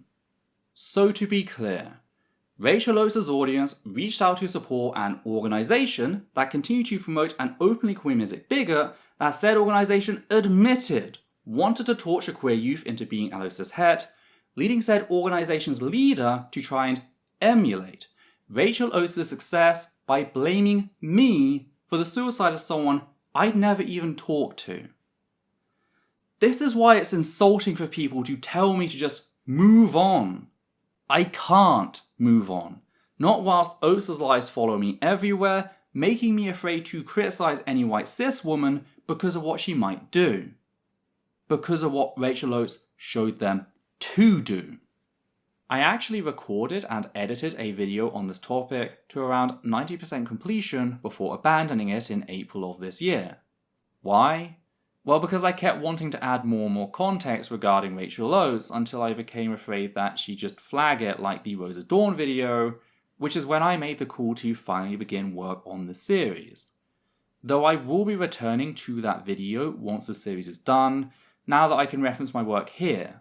Not just for me though, but for the people of colour who formerly worked at Neuroclastic and have come forward about the fact that I was on the money when it came to my fears of racism in the organisation. I don't want other victims to feel isolated, but I needed to finish this series first. Another thing I've talked about in the past regarding Oates' DARVO is the way in which the whole situation fucked with my perception of reality. To have thousands of people come after you, label you a stalker and a monster for defending yourself, it takes its toll. I remember reaching a point where I was having difficulty differentiating between reality and my nightmares. How I see events similar to what happened, but I do the things people were accusing me of. This got so bad that, as mentioned in my Reclaim My Voice video, the only way I was able to combat this gaslighting was by reading the document Aditya had put together for the police. Every morning when I woke up and every night before I went to bed, I would read this report, this comprehensive play-by-play of events, just to try and ground myself in what evidence existed. Which in itself was traumatic, to force myself to relive those 6 months of abuse and harassment again and again. But it needed to be done so that I could keep my sanity. Because it felt like the world around me was breaking apart, that the walls were caving in. And I was trapped with no way out. To date, my long-term memory is shot because of what Oates did to me in 2019. My long-term memory of key events has always been very good. This was both a blessing and a curse due to my childhood, but now it's completely trashed. And I don't think it's a coincidence that I spent weeks having this really traumatic experience in which my perception of reality started to break apart. Memory issues are a wider symptom of PTSD, which is what Rachel Oates forced upon me when she decided to publicly abuse me. Something else I noticed during the events of 2022 is just how exposed touching on these issues made me feel. Not only was I going in and out of fight or flight, but I kept having these vivid dreams in which I was out in the open, a field or a forest clearing, and I just knew I was being watched, being stalked. Then there were the ones in which I was adrift in the middle of the ocean. I'd hear water splash behind me, turn, only see nothing. That's when I'd be yanked beneath the waves and start drowning immediately, watching helplessly as the light grew more and more distant, usually waking up gasping for breath. Even whilst writing this very script, I had to take a week's rest after finishing the timeline section because during the previous 4 days of writing, I could feel my heartbeat in my teeth. I was suffering severe and constant heart palpitations. That's how fucking terrifying it is to finally be doing this. But at the same time, I feel like if I don't, I will always be trapped by this fear. I need to get this series done. I need to share the evidence and how things impacted me. I need to get closure. I need to share all of this in hopes that when all falls silent, I can move on and begin the next chapter in my life. Whether Oates will allow me to do that, or whether she'll continue to weaponise the UK's draconian defamation laws, remains to be seen. But I at least have to try. I lost 4 years of my life to Rachel Oates. I don't want to give her any more by suffering in silence. Yet the damage goes even deeper than PTSD. What Rachel Oates did to me made me feel completely cut off from my own community. For every time things got worse for the trans community, and I rightfully pointed out how people like Oates and those who supported her and Woodford were responsible, it wasn't just them I blamed. I blamed myself for not realizing how abusive Rachel Oates was sooner. I blame myself for not ignoring her provocations. I blame myself for giving Woodford too much room during the first month to try and fix things. I kept imagining that if I'd done things this way or that way, maybe, just maybe, things wouldn't have gotten as bad as they did in the Psyche community. And maybe that could have acted as a staging ground to push back on all the violence thrown our way the past 4 years. That's why I haven't taken part in Pride since the events of 2019. Because all I feel is disgrace. I failed my community in underestimating it bigger, and countless people paid the price.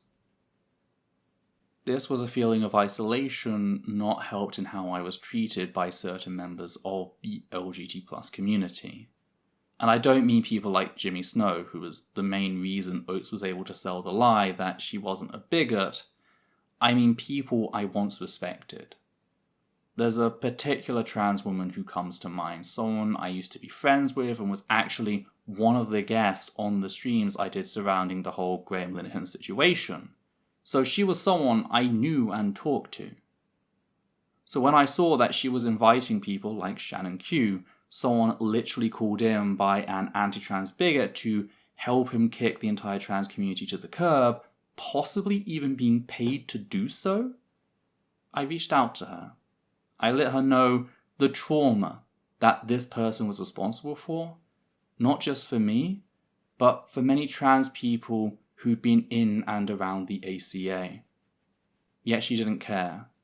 She straight up told me that inviting them on was the quickest way to build her brand, and that it didn't matter that she was making said spaces unsafe for trans people by doing so.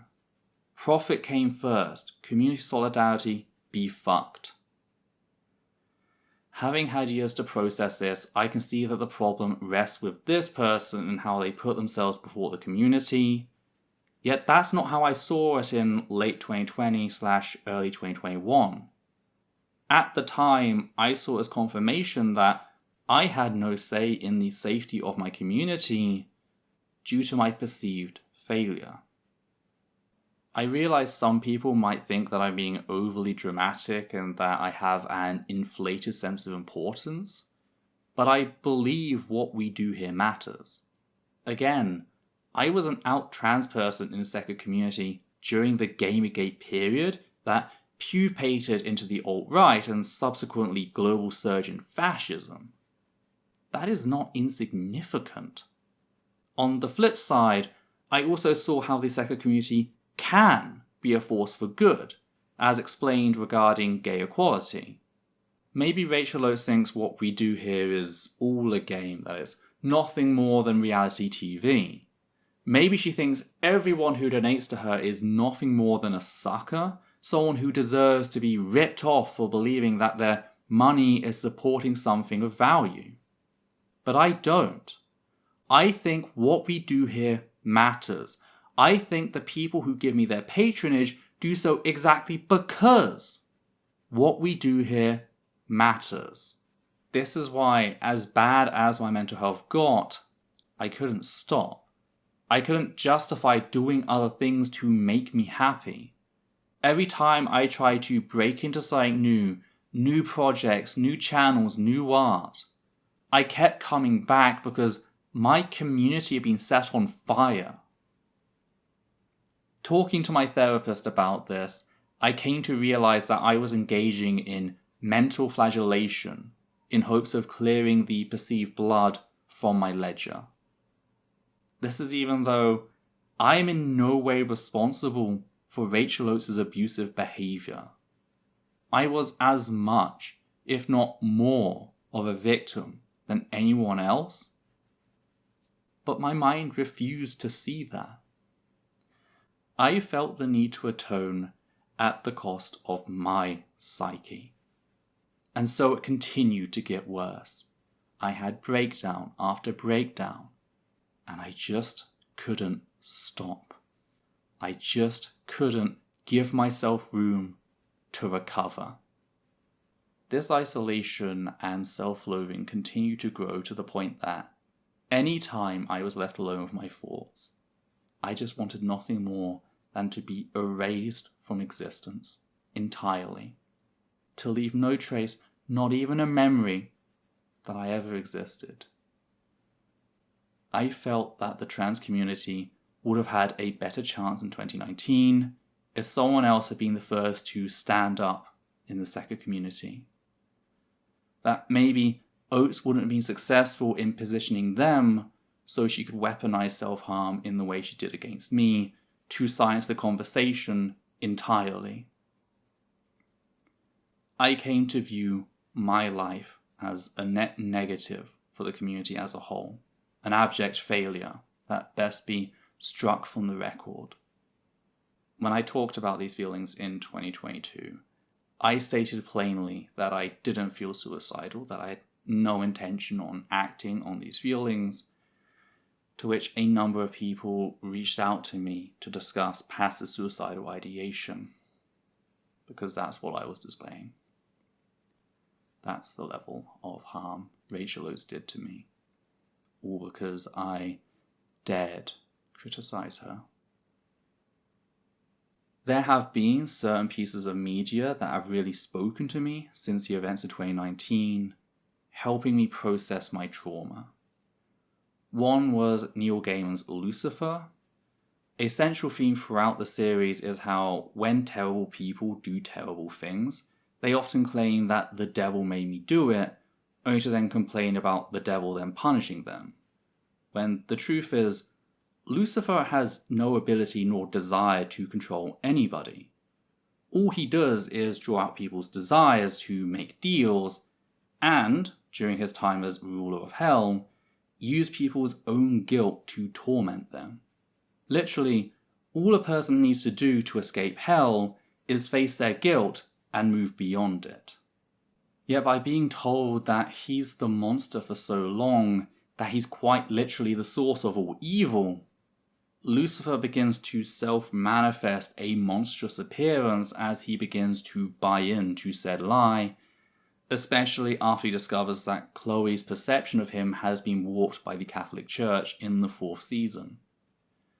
Of course, they work their way through things and he begins to change back, regaining his internal sense of humanity, physically changing to match that shift in perception.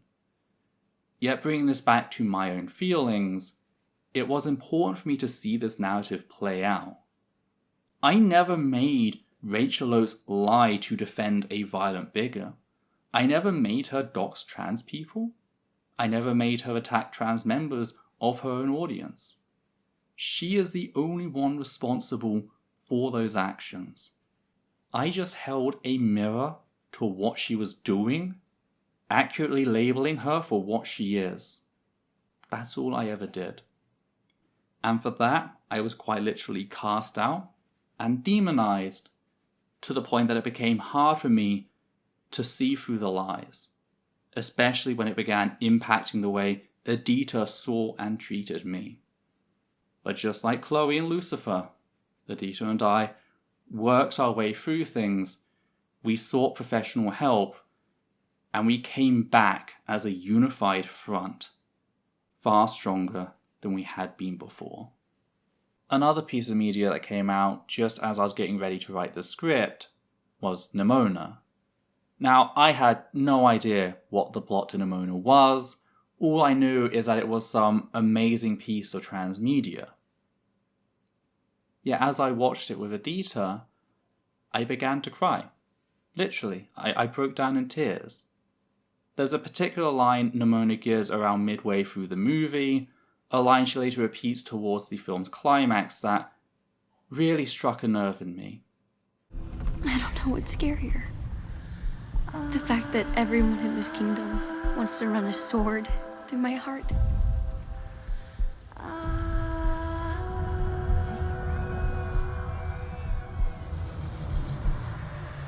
that sometimes I just want to let up.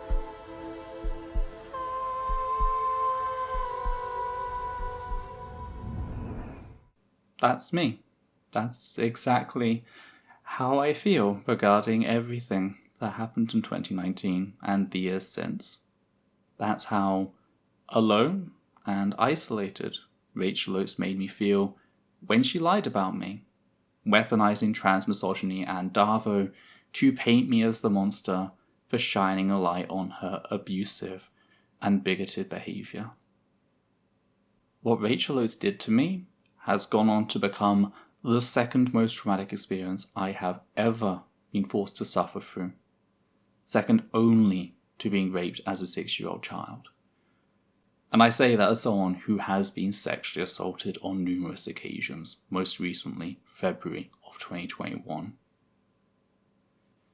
If you made me choose between going through said sexual violence and going through what Rachel has put me through, 9 times out of 10, I would pick the sexual violence, with the 10th time being the aforementioned child rape. That is the extent of the harm Rachel Oates did to me. When I pointed this out in 2022, after she lied about there being hundreds of tweets abusing her, Rachel Oates acknowledged that I'd said this. Yet rather than stop and consider the fact that I, someone with multiple points of reference, compared the trauma of what she did to me to being raped as a child, she chose to deride that fact. She chose to show a level of callousness I haven't seen since the Christian Union at my university questioned me on the facts that rape was harmful.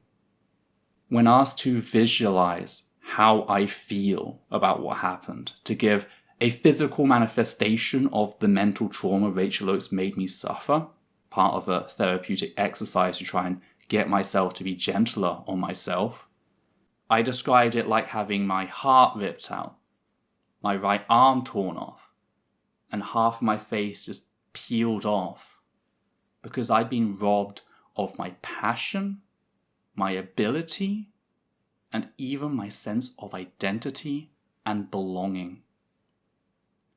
That is the cost of Rachel Oates' lies upon my psyche, all of which continue to build until, at the start of 2023, 16-year-old Brianna Jai was murdered.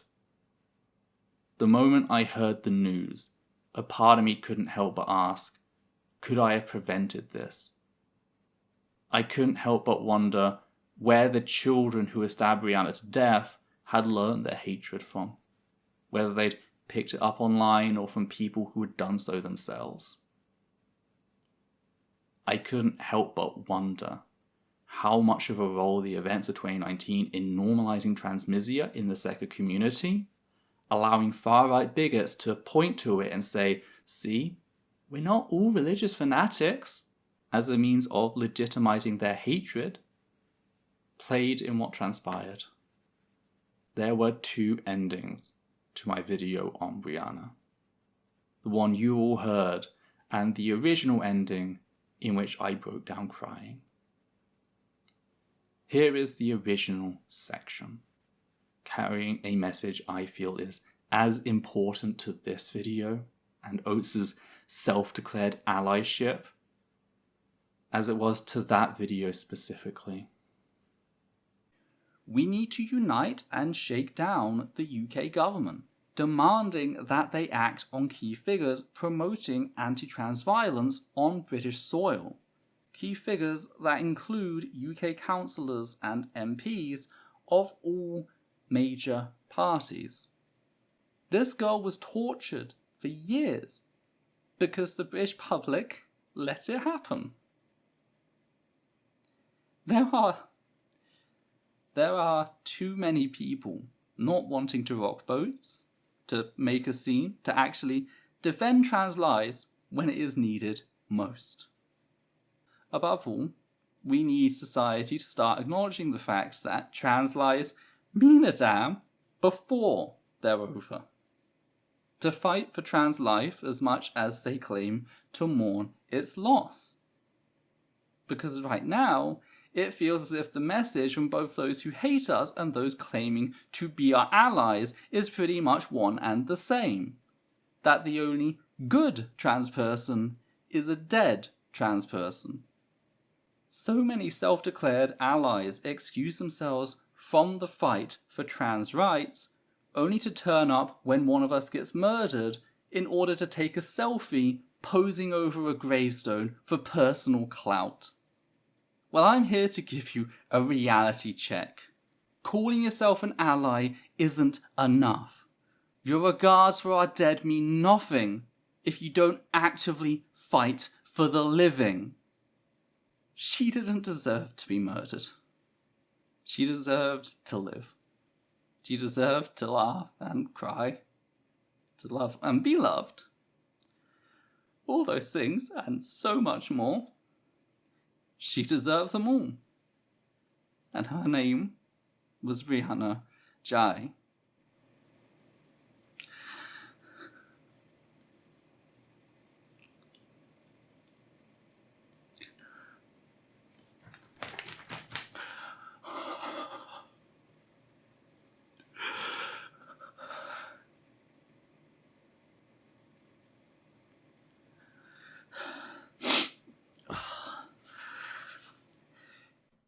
Rachel Oates is someone who would take a selfie on a trans person's grave to promote her brand as being trans inclusive.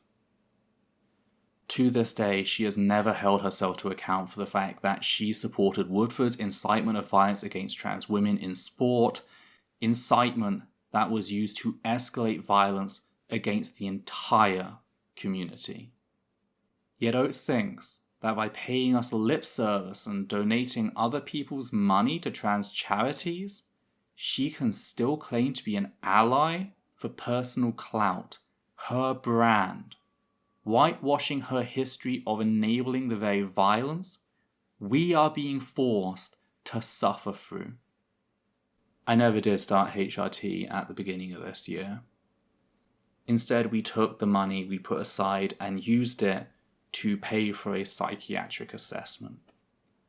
I was diagnosed with major depression as a result of Rachel Oates' abuse in 2019, the cascading effect it had on my life, and was subsequently put on mirtazapine. I am medicated today because of what Rachel Oates did to me, because she couldn't handle criticism. As for the medications themselves, it was rough to begin with. Following the events of 2019, I'd learned to disassociate, emotionally numbing myself, building up barriers as a survival strategy because of what happened any time I let myself feel. Mirtazapine broke down those barriers, which is a good thing in the long run, but meant I had to process all of the grief and trauma that had built up over the last 3.5 years. My lowest point was when Adita woke up one night to find me just breaking down. Not even crying, but just full on wailing. As I was sat at my computer looking for help because the passive suicidal ideation had turned active in that moment, and I'd begun looking into ways to kill myself rather than process what I was going through. Thankfully, I managed to pull through and began seeing the benefits towards the end of March. The first major change I noticed was how the medications allowed me to rationalize when things went wrong. Before the medications, if something affected me negatively, it'd just carry me off like an emotional rapids at the complete mercy of my mind as it raced to catastrophize everything. The medications gave me back the ability to stop, take stock of what had happened, and come up with solutions. At the same time, I began to refocus my anger. As the months had moved on from 2019, I'd learnt to blame myself, to turn my anger inwards. The medications brought back clarity on what had happened, allowing me to redirect that anger to where it belongs, with the people who had abused me for months, culminating in Oates' ultimate act of abuse in September.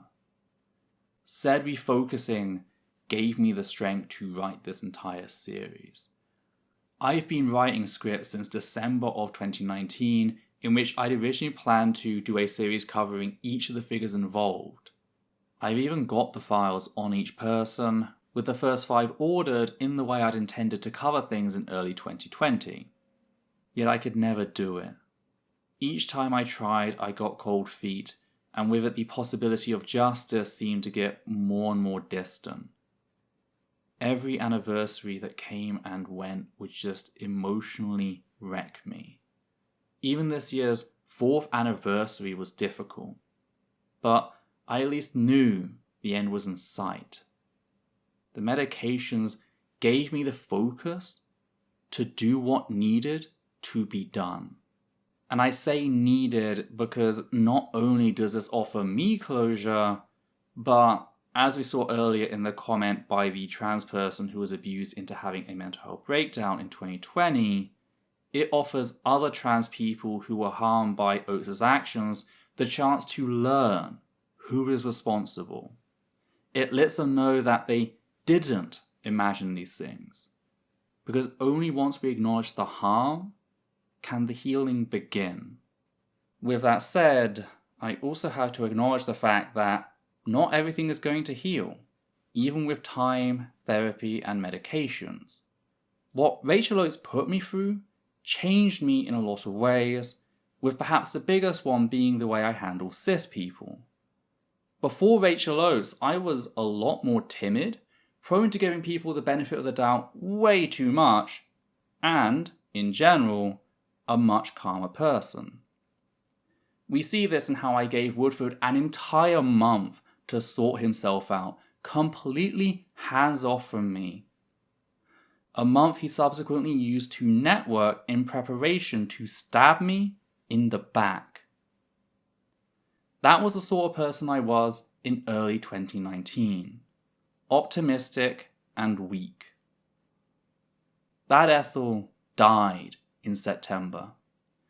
Her throat slit open by Rachel Oates. I've evolved as a person in order to protect myself and the people I love. So Oates will just have to learn to live with the consequences of her actions on others. Because this series isn't solely about healing from the past, it's also preparing for the future. As heinous as the actions detailed throughout the series are, if the last 4 years have taught me anything, it's that it likely won't be enough to put a dent in Rachel Oates' brand image. I hope it will be. I hope she becomes the next Illuminati. God knows she's just as vile, but I doubt it. Abusers get away with their abuse all the time, especially abusers of marginalized people, a fact I am acutely aware of. Yet abusers don't change unless they have to, and there is nothing in Rachel Oates' behavior since 2019 that even suggests she's grown as a person.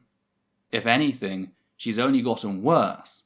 Not only did she try to use self-harm to silence me again in 2022 and 2023, but she also lied about the fundamental nature of my pronouns, likely believing that she can get away with lying to her audience due to her history of doing just that. So it's only a matter of time before she targets someone else in the same way she did me, Levi, and the person she doxed. It's therefore my hope that, whoever her next victim is, that they realise they're not alone and that there are people they can turn to as well as evidence they can call upon to show a pattern of abusive and manipulative behaviour. This video is a deposit for Rachel Oates' future victims. The last thing I want to do is bring this back to the impact Rachel Oates has had on the trans community, because I realise that I pushed all the personal stuff to the end, which is justified considering how Oates has framed the entire situation. There was a lot of bullshit I needed to deal with before having my say. But I don't want people to think that I have the final word on this. Talking about what Oates put us through as a community can be cathartic. Therefore, if you feel strongly about these events or perhaps felt their impact, I'd like to offer the mic to any and all of you. Know that this is a safe place insofar that I will moderate everything to ensure that you're not swarmed in the comments. Alternatively, if you'd like to do a video, please let me know and I'll be more than happy to link it in the description below. You don't have to agree with me on everything or even like me. This is just an open invitation to take back what Rachel Oates has denied us as a community for years. A space to speak freely and get some sense of closure. No pressure if it's not for you, that's completely understandable. Everyone's healing is different. With that noted, we have finally made it to the end. This is an incredibly strange position to be in. I have been trying to get here for the last 4 years, and now that I've finally done it, I'm not sure how I should feel. It's probably one of those things that I need to sit on for a while, as well as check all the footage before I reach any sort of conclusion, because right now, it's just a cocktail of emotions. But enough about me. How do you feel after having watched all this? How has what I've shown you impacted your perception? Did anything surprise you? Have you changed your mind about anything? Did you notice something I missed? Is there anything you wish I could have talked about? If so, be sure to let me know in the comments down below. And if you appreciate what we do here and want to help out, please consider becoming one of our wonderful patrons who make our work possible. On that note, we'd just like to thank the following people: Matthew Kovac, Gert Van Voorst, Hannah Banghart, Marvel Wings, Sosh Daniels, Flynn, and Higgins the Seagull. And for myself, Adita and Levi, take care now.